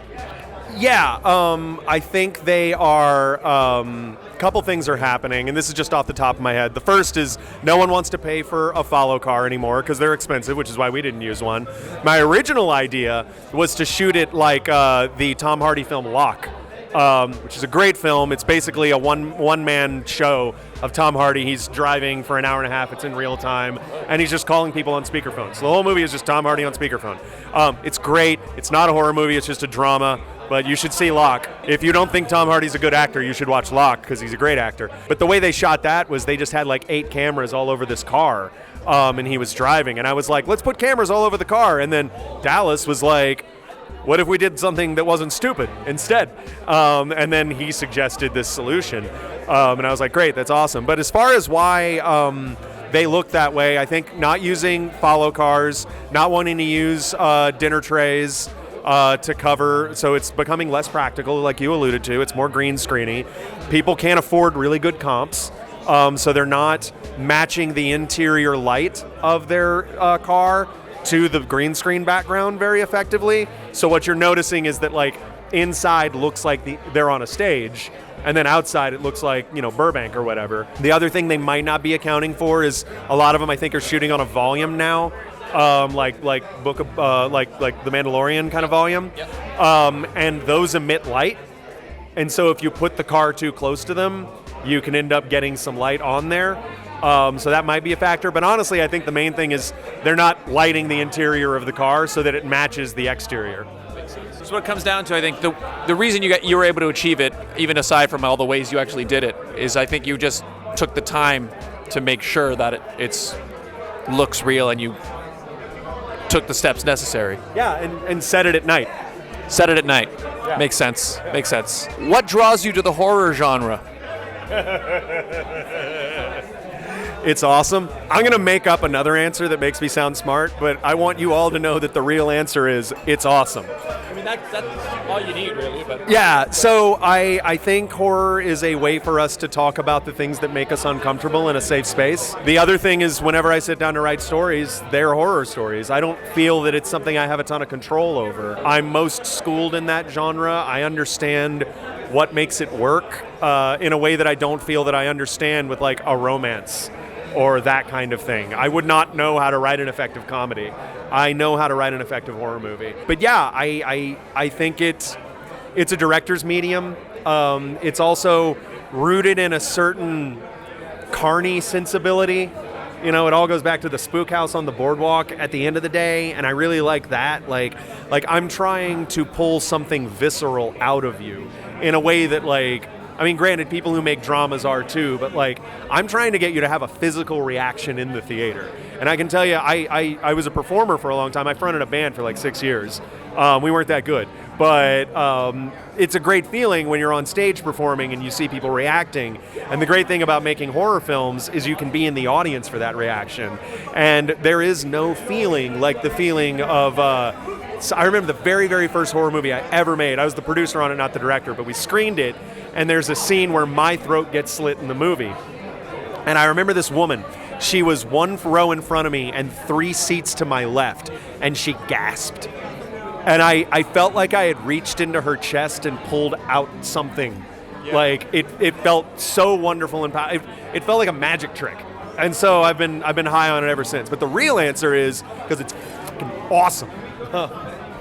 It is awesome. In fact, even in this festival, I'm not going to say the title because I don't want to spoil the ending, but there's something so special. I watched one film where it ends, the final shot was one of the main characters is dead, and it's just her corpse. But it looked real, like the eyes, there was something wrong with it. And like that's how the movie ended. And then you could just feel like I was uncomfortable. And then the lights came up, and like I think everyone in the theater was uncomfortable. And there was just weird, like nobody was talking, and there was just weird silence. I'm like, this is so cool. Like we've all collectively been scarred a little, and we're just experiencing this together. And I felt so like this awkward silence out of the theater, being like, wow. It was, I think only horror can do that kind of thing. Yeah, there's you're going to love my next movie. Watch it and then get in touch with me while the cameras aren't rolling, and I'm going to tell you a story. But yeah, that collective experience of the silence is the best thing. If you can get the silence, like screams are great, gasps are great, but if you just have like a heaviness fall over a crowd, that's something that's going to stay with them. Yeah, and I love inflicting that on people. There's something wrong with me, man. Well, whatever's wrong, you're doing something right. So I don't know. You said your next movie is coming out, but I don't know if you want to talk about or can't talk about titles or anything yet or whatever. But what are you working on? What's coming up next? Well, like I said, A Suit and a Straight Razor is coming to a festival near you. It had its world premiere at the illustrious Nightmares Film Festival in Columbus, Ohio, back in October. Played Film Quest the week after that. And Annie, We're Here For You, this film that was here at New York City, is going to be up on YouTube after this. This was its theatrical swan song, so I'm glad everybody got to see it theatrically as I intended it to be seen. But you guys can still experience it, provided you have a sufficiently large computer monitor or YouTube TV. It'll still play at home, I promise. Just give me a couple weeks and I'll throw it up there. I've also got A Suit and a Straight Razor will be doing its festival run all next year, so look out for that. And I've got several different features I'm working on getting off the ground. I think I'm done making shorts. It's feature time. Cool. Yeah, so that's what's going on. You can find me on Instagram at IBetterBeFunny. Yeah, you can follow along with the adventure there. Beautiful. Thank you so much for agreeing to sit down. It was great to chat. I didn't have anything going on. Enjoy the rest of the festival. Yeah, thanks, man. Bye, everybody. See ya.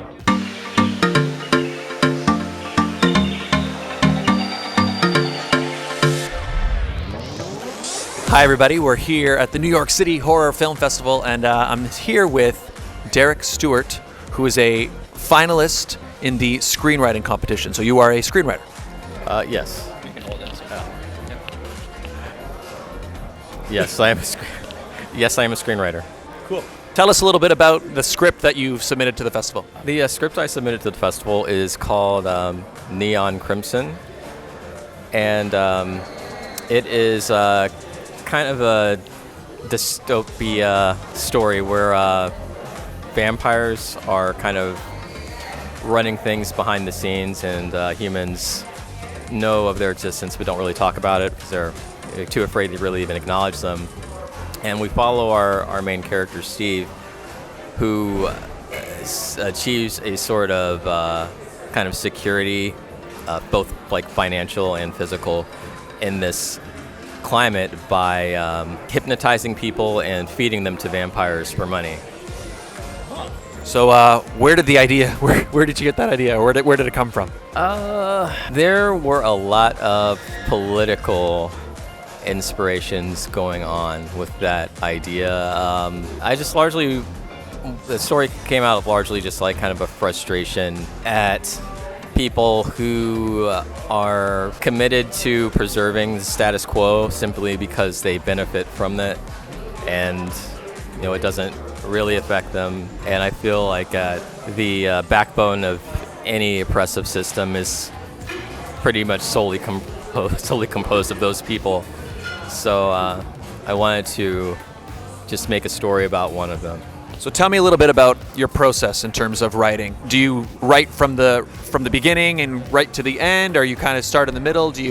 How do you approach a script when you're going to sit down and start writing? Typically, if I get an idea, I will try and do kind of an outline. The rule I make for myself is like just one sentence per scene kind of thing, just going down as far as I know. If there are blank spaces, I'll leave a few spaces and go to what I do know is going to happen. With this script, it was kind of different in that it started as a short called Wingman, and I wanted to turn it into a feature, and the way that I did that in this case was I made the short basically just the third act of the movie. So Wingman, the short, is our character, this hypnotist. He's hypnotizing a target for his vampire client, but he discovers that this target is basically the only person he cares about in the world. And in order to make that a feature, I just asked myself, what would happen in the first 2 days, so the previous couple days before we see this. So it's kind of like it became 3 days leading up to the moment at the end of the short, which is now the end of the feature. When you're writing, or before you start writing, I know I was speaking with another writer earlier today. Are you the type of writer that needs to have the ending in mind and work towards it, or are you the type of writer who sort of just starts writing and lets the story kind of unfold? I love to be that first type of writer when it's possible, like when I know the ending. That's when I feel most comfortable. But at times, you have to just kind of let it come to you. Like the ending of this film just kind of came in the moment, where this character makes a pretty harrowing choice. But when you look at it, it's exactly what this character would do. And I don't think it's something I could have planned on without going into the scene and writing it first, and kind of letting the character tell me what was going to happen and the choice that they were going to make. But typically, I do know exactly where I'm going and write my way to that point. That's very interesting. So you came to the ending almost organically, as you're writing, does it almost feel like, can you almost see it happening in your mind and you're basically just writing it down as it's happening? Are you kind of watching the movie in your head? Is that how your process? Oh yeah, I'm completely watching the movie in my head, and to the point, even you're seeing camera angles, although a big screenwriting no-no is describing camera angles, and so I don't do that. But I definitely do see them, and there are certain ways you can write that creates for example, a close-up in someone's mind without saying that it's a close-up. So I tend to do things like that so that the reader can see as close as possible to what I'm intending without interrupting the flow of the narrative by saying this is like a close-up or a wide shot or whatever. That's interesting, actually. That's not something I was aware of. So is that kind of a faux pas to say, because the idea is that those things, like the angles and things, those would be the choices of the people who will be shooting the film and that sort of thing. You won't necessarily write close up here on the eyes or something. How would you go about navigating, obviously at one point you're going to have to hand over the script to somebody and hope that they can do what you see here. So I'm just curious, I don't know, how would you go about navigating that, say, whether maybe their vision might not be the same as yours or that type of thing? Totally. I feel like as a writer, you can have only so much control over the finished product. But for example, if I'm describing a hand coming from off screen and grabbing this brochure, if I wanted to describe that as in a way that would make the reader see a close up, it would just simply say suddenly a hand comes into frame and grabs the brochure. Just things like that, just describing what you see without using camera angles. You could also do something like a one-sentence description of someone's eyes narrowing automatically creates an extreme close-up in someone's head of someone's eyes narrowing without you writing ECU or extreme close-up. So there's just all kinds of things that you can do as a writer to kind of trick people to seeing the movie you have in your head without being as intrusive as putting camera angles in. Yeah, but ultimately, if you're not directing it, you only have so much control. Actually, one thing I should ask you about, because obviously we're at a horror festival right now. It's a genre festival. So much of horror films and what makes them scary is, things like music and angles and how it's shot. But when you're writing something that, say, you want to have a certain mood, right? Obviously, you don't have the music, you don't have all those things when the person sits down to read it. So what do you do as a writer to try to create that atmosphere that you're trying to create when, you can't have the person hear the music that you're going to hear. So how do you go about creating that mood? Well, I have never specified music, in a scene, and I don't think any writer does that, or probably should do that. But what you do have control over, is the style of prose that you're describing things with, and the pace at which you're presenting the information can create like a certain mood or suspense. I mean, one thing I like to stick to, it's one of the important screenwriting rules to me, is I don't want anything to take longer to read than it would to see on screen.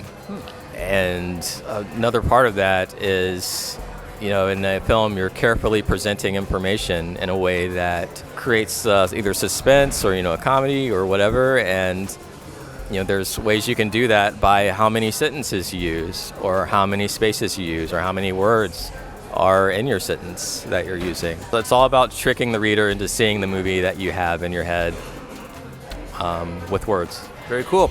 What's next? What are you working on? I am currently working on a short screenplay for my friend Danny Rogers. It's based on a story that he and his partner Ali have created. So yeah, I'm not sure how much I can say about it, but yeah, that's what I'm working on right now. Let people know any social media or where people can follow you if they want to see what's going on next. If you have anything you want to plug. I'm on social media, on Instagram, Derek Stewart 44, DEREK STEWART 44. I don't update very much, but I'd like to become better at that, so maybe I will. All right, thank you so much for sitting down with me. Congratulations again, being a finalist. Great meeting you, and enjoy the rest of the festival. Thank you.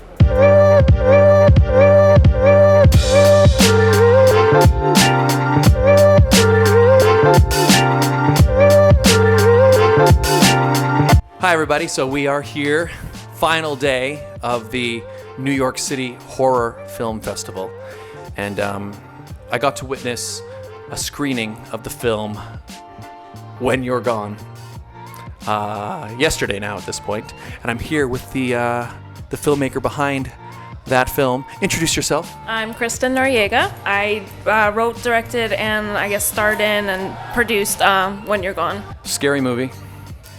No spoilers, but it is a scary movie. You guys should all check it out.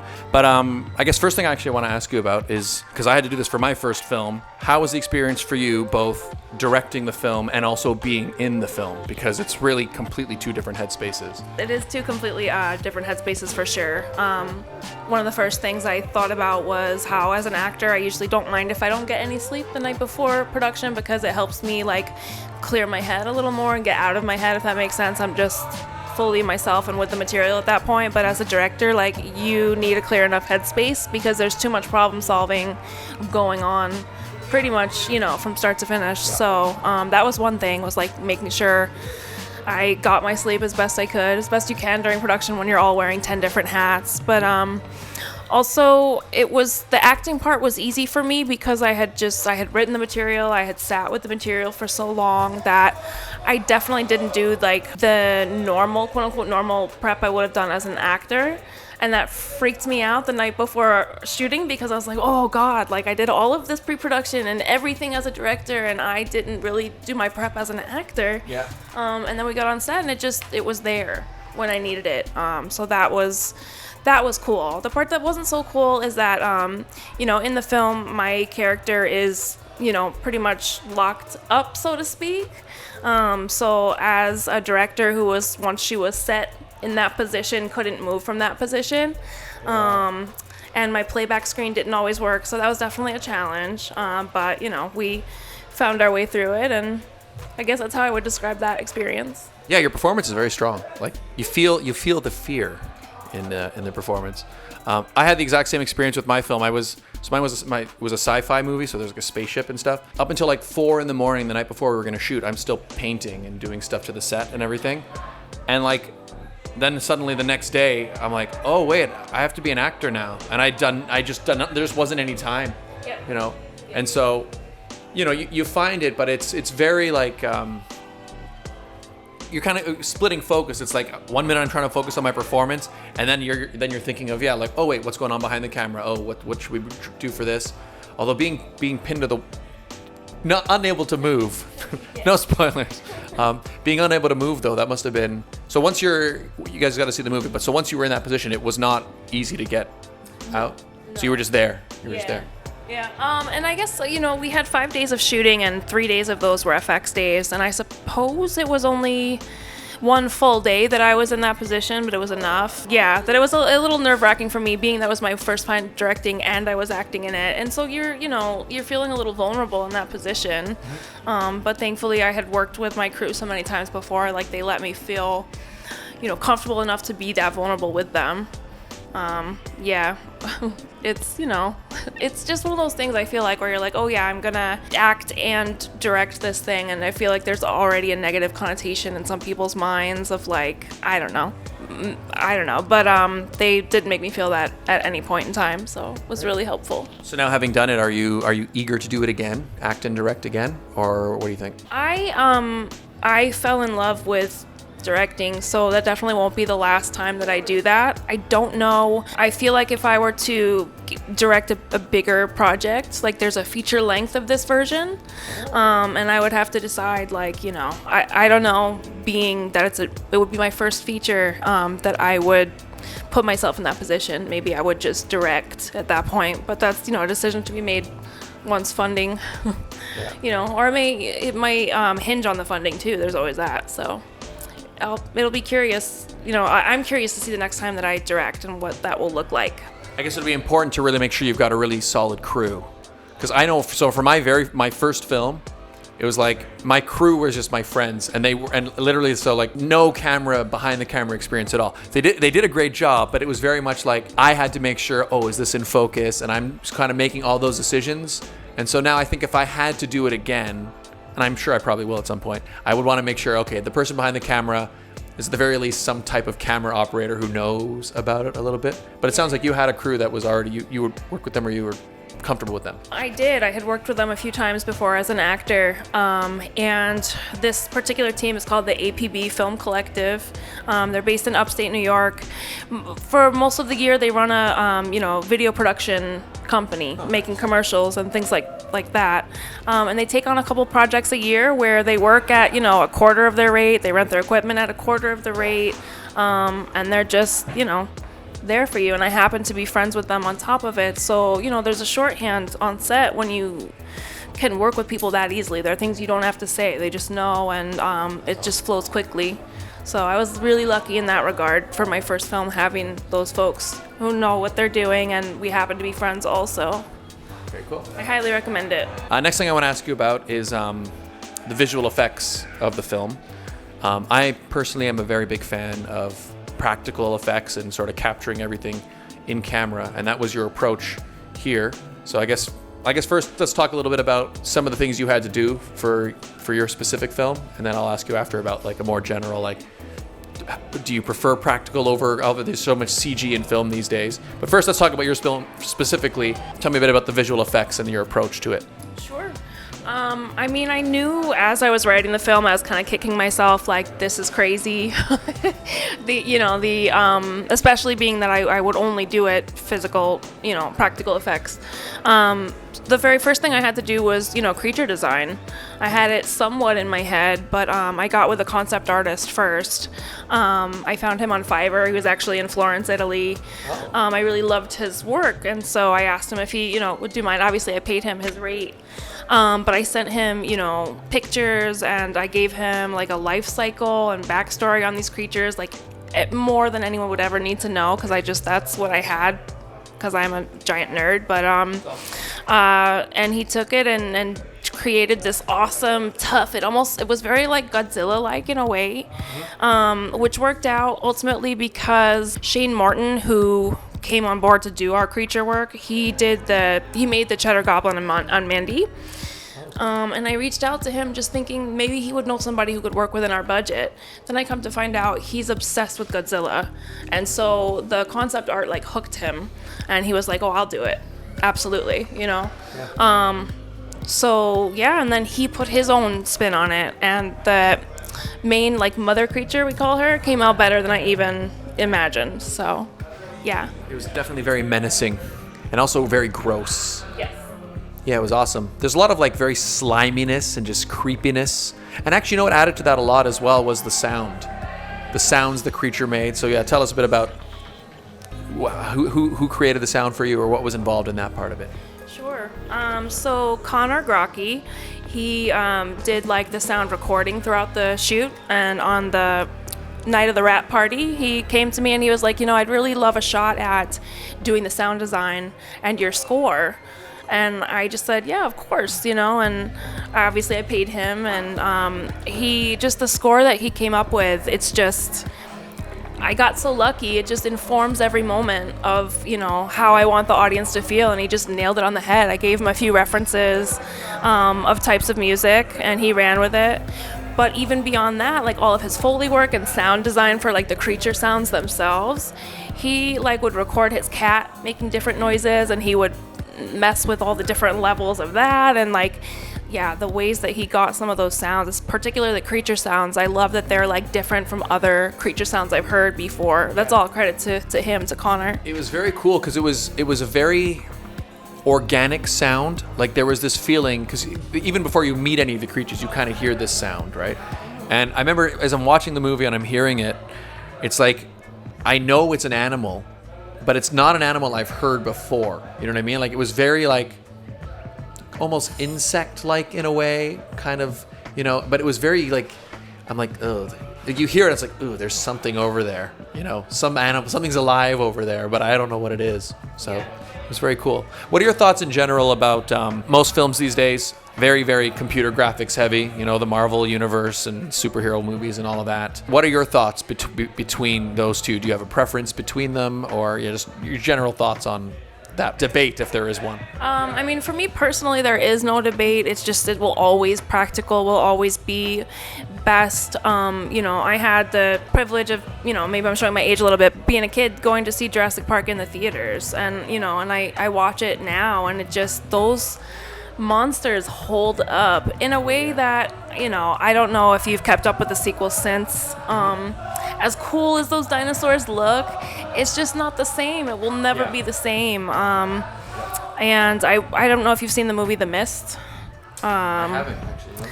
That's an example of like, there are some, so Frank Darabont, who did, Walking Dead years later, and worked with the same makeup team on this film, there's parts of it that are practical and parts of it that are CGI.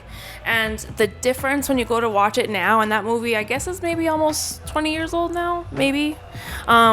It's just, it's night and day, and I remember being so like bummed out that there were these tentacles that like part of it would be practical and part of it was clearly computer graphics. And I remember reading an interview later with him where he was like, it just came down to rehearsal time.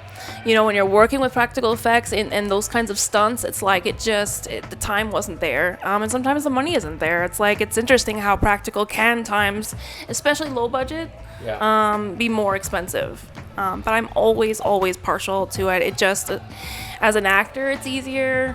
And just watching it, it's timeless. Like, it will hold up.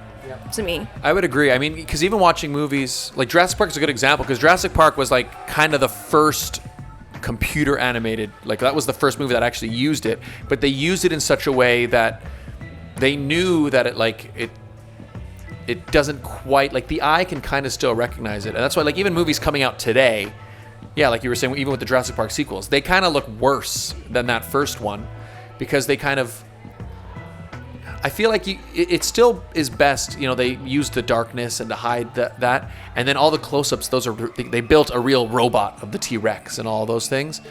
And I think the human eye can still detect the difference, like even if a slimy creature comes in and it's computer animated, it doesn't look nearly as gross as when there's actual slime dripping down something, Yeah, for sure. So yeah, I'm in the same, I agree. Practical, I think. I mean, I'm not opposed to computer animation. I've seen a lot of great examples. The problem is, I think now is there's so much of it that's like, it's almost like my eyes are tired of it now. Like, I've seen so many, wow, look at this kingdom, and there's a million creatures running around. I'm like, okay, but I've seen that, and I can tell it's not real. Yeah, So it's like desensitization to it. Sure. yeah. That makes sense. So I'm a fan of the practical. And and that's why your film was so fun to watch. There was an element of realness, a grossness to it, that when you're, these creatures walking around and slime all over you. Yeah. It's cool. What's next for you? What are you working on? So I started going around at festivals with When You're Gone last September 2022. Okay. And so it was, extra special but bittersweet to be at New York City Horror Film Fest because it felt like a really nice button. Being that the film is set in Hell's Kitchen, I live in Hell's Kitchen, and this festival is literally in that neighborhood and very obviously New York City staple. And it opened at Coney Island Film Festival, which was also just incredible, and another New York staple. Yeah. So it's feeling like, okay, time to, kind of put this to bed. And I think that will help me push toward getting funding for the feature film because I do have a feature-length script. It's more horror adventure. It's a little less of a dark of a tone. There are more creatures. They're all practical. Shane Martin is on board for it. So it's just about finding, the money. And I think once I perhaps stop traveling around with the short, I will have no choice but to, put everything's there. So it's just about knocking on the right door and kicking it down. Awesome. That's cool that it's going to be a feature because the thing is you built the world feels very big. Like the way you filmed it and the way it kind of plays out is you get the sense that we're watching, one character's experience in this place, but there's an entire other world. Like you can kind of even give little hints of things that are happening, or like we might see somebody come from somewhere. It's like you get the sense that there's an entire world out there going on. So I guess the feature is going to show us a bit more of that world. Yeah, 100%. My character in the short is unaware of what's going on because she's involved in her own personal drama, but it's very much something that's erupting in the city. Yeah. So where can people find you if they want to follow your work and, that kind of thing? At the moment, everything is on my Instagram, which is just at Kristin Noriega, Kristin Noriega. My movie page got hacked, and so it hasn't been updated in a couple of years. But that's where you can keep track on everything that's going on, especially with the feature as we get that rolling. And yeah. Cool. Links will be in the description, everybody. So make sure you give her a follow. And check out that movie if you can. It's very creepy, very scary, slimy. It's a good time. But yeah, congratulations and enjoy. Well, the festival's just wrapped, but all the best. Thank you for sitting down. Thank you. Thanks.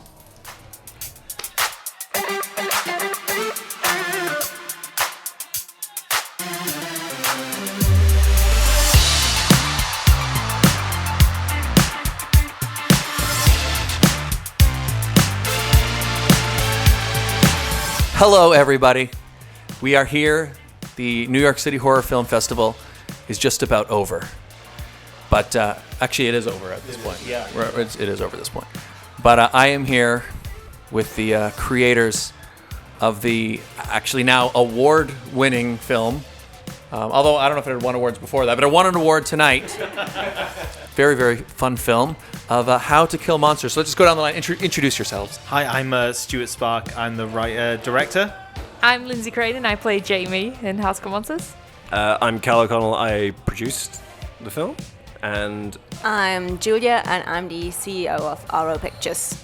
So I guess let's start just at the beginning. Where did the idea for the film come from? I know you had a short initially, but where did it all start, I guess? Yeah, we had a previous, our second feature film was called Book of Monsters. Very similar kind of fun 80s throwback movie. Mm-hmm. And then we did a proof of concept kind of short for How to Kill Monsters to kind of feel out if it would work or not. And it kind of went from there, really. It's just drawing a lot of inspiration from Evil Dead 2, Shaun of the Dead, a lot of Edgar Wright influence in there. Yeah. But really, we just went, what are the 80s movies that we love, like Gremlins, Tremors, and how do we rip them off in the best way possible? But really, it's a film made by horror fans who love the genre, really, and that was the genesis of it. So just coming up with the most fun scenarios we could with practical effects monsters. Listing that list of inspiration, it explains why I enjoyed it so much, because it was just it had so many of those elements. Let's talk, I guess, obviously, for me, the practical effects for me stood out. Well, let's start first about some of the effects that you had to create in this film. And then I want to ask you about the philosophy behind practical versus CGI. We can go to that after. But first, talk a bit about the effects you had to create for this film. Yeah, we wanted to do everything practically because that's the movies that inspired the movie are all practical effects stuff. So we kind of looked at stuff like Ghostbusters and Gremlins and kind of said, how did they do this? And then we brought in a team, DDFX Studio, and complemented by Gary Allen, who's a great guy who makes miniatures. And we just tried to realize all the creatures with practical effects, which I think is, it's kind of a key thing for us to do because it's authentic. The actors can play off the monsters. Mm-hmm. And it kind of, there's a neat trick that practical effects does, where even though you know in your brain knows that it's a guy in a suit or it's a puppet, you completely accept that because it's real, it's tangible. It's like Yoda in Empire Strikes Back. But CGI on a low budget movie, unless you've got a lot of money, you can do it well, your brain goes, it's fake, I'm watching something fake.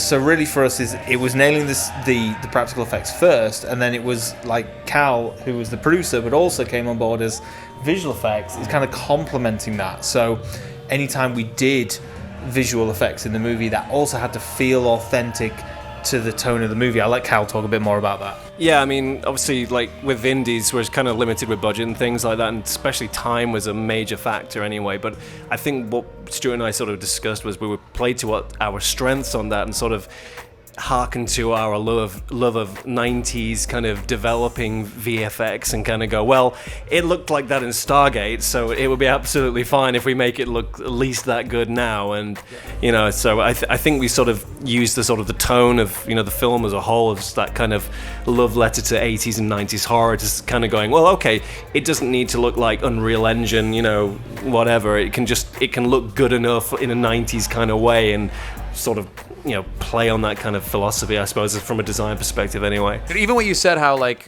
with CG graphics, you know, low budget movies that can look fake. Honestly, the state we're in now, where we're so saturated with computer animation, even now with high budget movies, I almost find I don't, like, it almost takes me out of it a little bit. Like, I've seen so many, like, wow, look at this landscape with 1 million people running around, but it's like, I've seen that so many times. And then with your film, the person I was sitting beside, like, I'm watching this happen, and like, I know what this monster is. I can tell, like, it's not a real monster. But the person next to me was like, oh my God, like this, you know?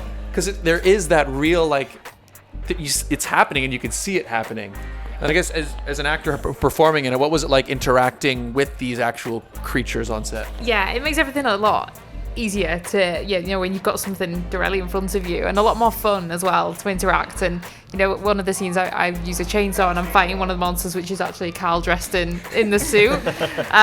So a lot of the guys, you got into one of the monster costumes as well, and it's just having something in front of you is just so much easier, and you can get into the role so much more, because we've experienced, you know, doing the scenes where, you know, someone just puts their hand up and says, right, this is where the monster's going to be and all that kind of stuff, but having it directly in front of you is great, just because, you know what you're up against, which is good. Very cool. Yeah, I mean, it's a lot of fun. I've got to think this movie, I mean, it's horror, but it's also very funny. When I see a movie that's like much more straight up just scary, I always wonder, like, what's the atmosphere like on the set?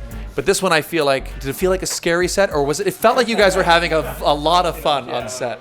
Yeah, it was never a scary set. It was just a lot of fun. Like we kind of said in the Q&A after the film, like, it's like a family experience. Mm-hmm. It's like the family getting together for Christmas dinner, and we do it every like 5 years or something.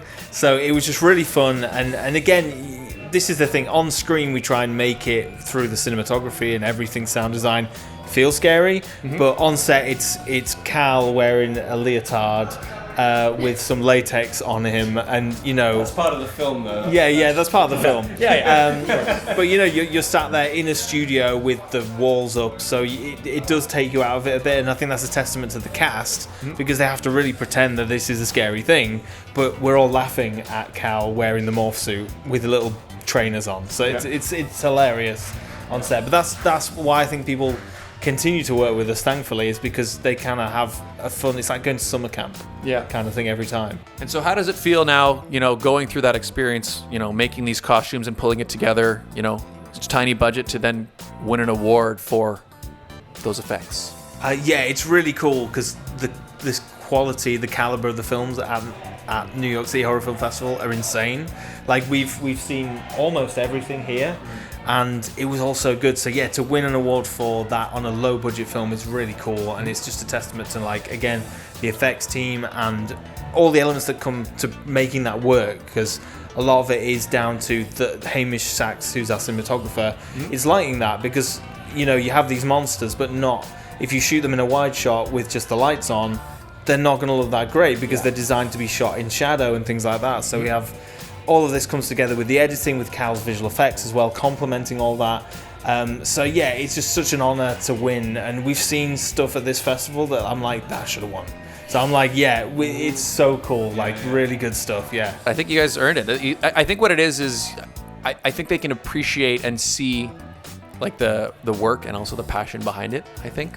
So probably played into it. Next thing I want to ask you about, because it's pretty cool, is this was crowdfunded largely, right? Yeah. So tell me, so tell me a bit about sort of that and, building the support and yeah. Yeah, it's I feel like the horror community, they're the most passionate fan base that exists in film.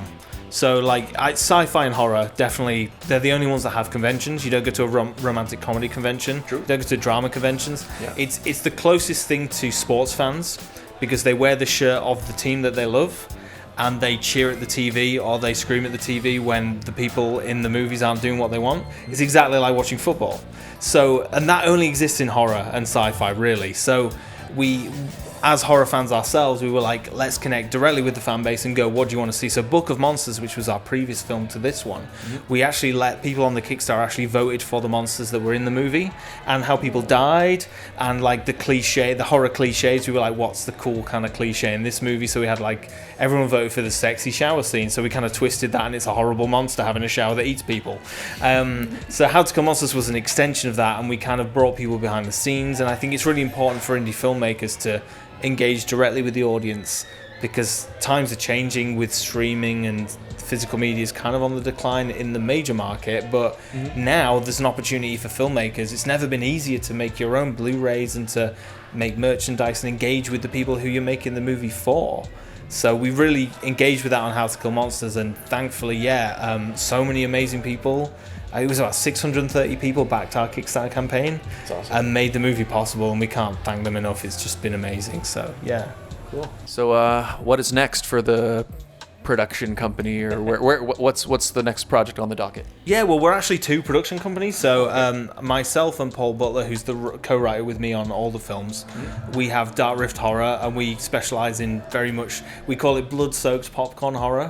So we've kind of done a lot of creature features so far, keeping it fun, popcorn, entertainment stuff. But we partner with Cal and Julia, who are Row Pictures. We've actually been working together for about 10 years. So we've worked on each other's short films and features for, a long time. 12 years. So in terms of Dark Rift, what we're just focusing on right now is getting How to Kill Monsters finished. Because although it's at festivals, festivals is kind of like, here's a test screening. We're getting feedback, we're tweaking things like color grade, sound design, and things like that. We've got to make sure that that's the Blu-rays are finished for the Kickstarter backers. That's the priority for us, and then we'll get on to the next project. We want to make sure this is done first. But I know, Ro, you are doing a lot of cool stuff. Yeah, so I mean, like Stuart says, we've been working together, sort of supporting each other's like endeavors for the last decade more now. And now that sort of Dark Rift are focusing on wrapping up on How to Kill, Ro are now sort of taking the sort of the lead, I guess, on the next one. So we've got a feature in pre-production, which will be a Christmas horror. It's actually literally called currently A Christmas Horror, so you can look out for that hopefully next year. And we've also got an audio werewolf thriller in production currently called Tales from Davidstown, which is currently on Patreon as the audio horror plus a comic book, but that will be going out into wider circulation early next year, so you can look out for that too. So yeah. Let me just quickly ask you about that. What was it like creating? I guess it's a radio show basically. So what was that like? What's that process like? Because I'm imagining there's probably similarities to creating a film, but also obviously completely different. What was it like? I mean, a lot cheaper. Yeah, I mean, I kind of got inspired, funnily enough, by something I listened to relentlessly as a kid, actually, which was the Orson Welles' War of the Worlds broadcast from 1938.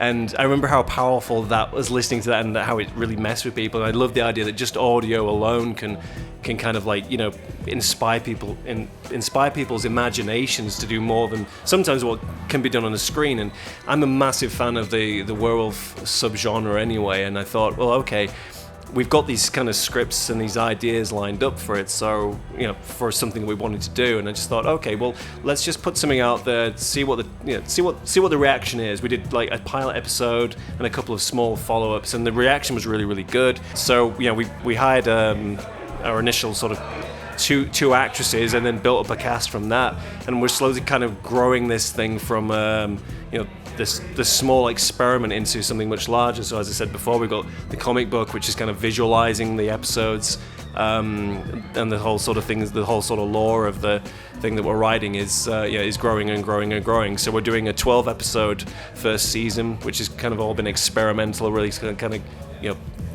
feeling the ropes of the whole thing sort of. And next year we'll start a full season 2, which will be learning off the back of everything we've learned of this. So, but it's been a fun experiment, because I mean, from a writing perspective as well, because I do some of the writing, we've got a couple of other writers as well involved. Is that writing for something that people cannot see is really tricky, because you can't just go and say, well, I'm walking into a room now and it's black in here and there's lights and there's a TV on, because that sounds super rubbish.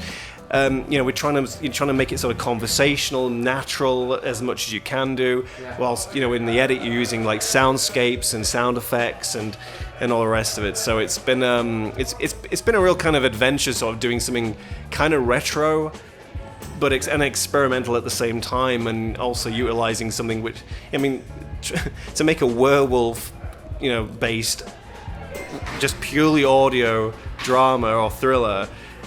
I don't know what I was thinking, because that's usually based on like such visual cues, and we'll just do it completely in audio.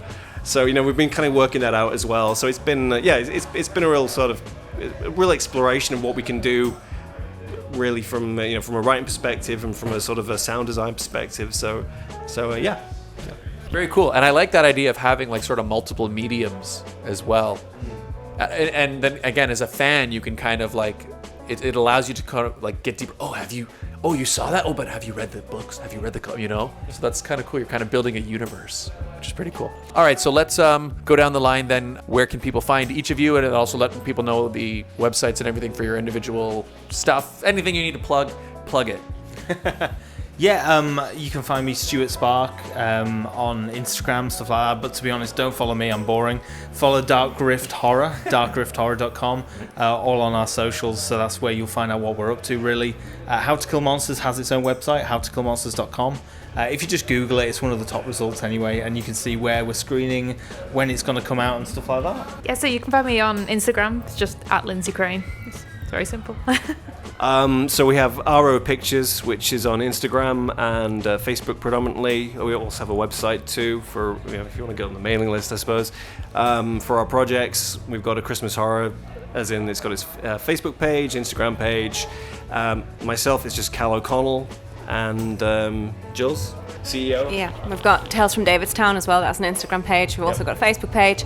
I'm on Instagram @JulesOco, and I've just started talking a bit more about the business side of things, the boring things, why you should build IPs, how to market your film, new models of distribution. So if you're interested in that kind of thing, then I guess follow me. Yeah, well, guys, thank you guys so much for sitting down. Congratulations again. Amazing film. All everybody watching, look, the light died, okay? And if you're photosensitive, I'm sorry. There's like a TV. That's our light. You're just going to have to deal with it. But thank you guys so much for being here. Thank you for having us. It's been great. Yeah, it was a fun chat. And thank you again to the New York City Horror Film Festival for having us. Bye. Bye.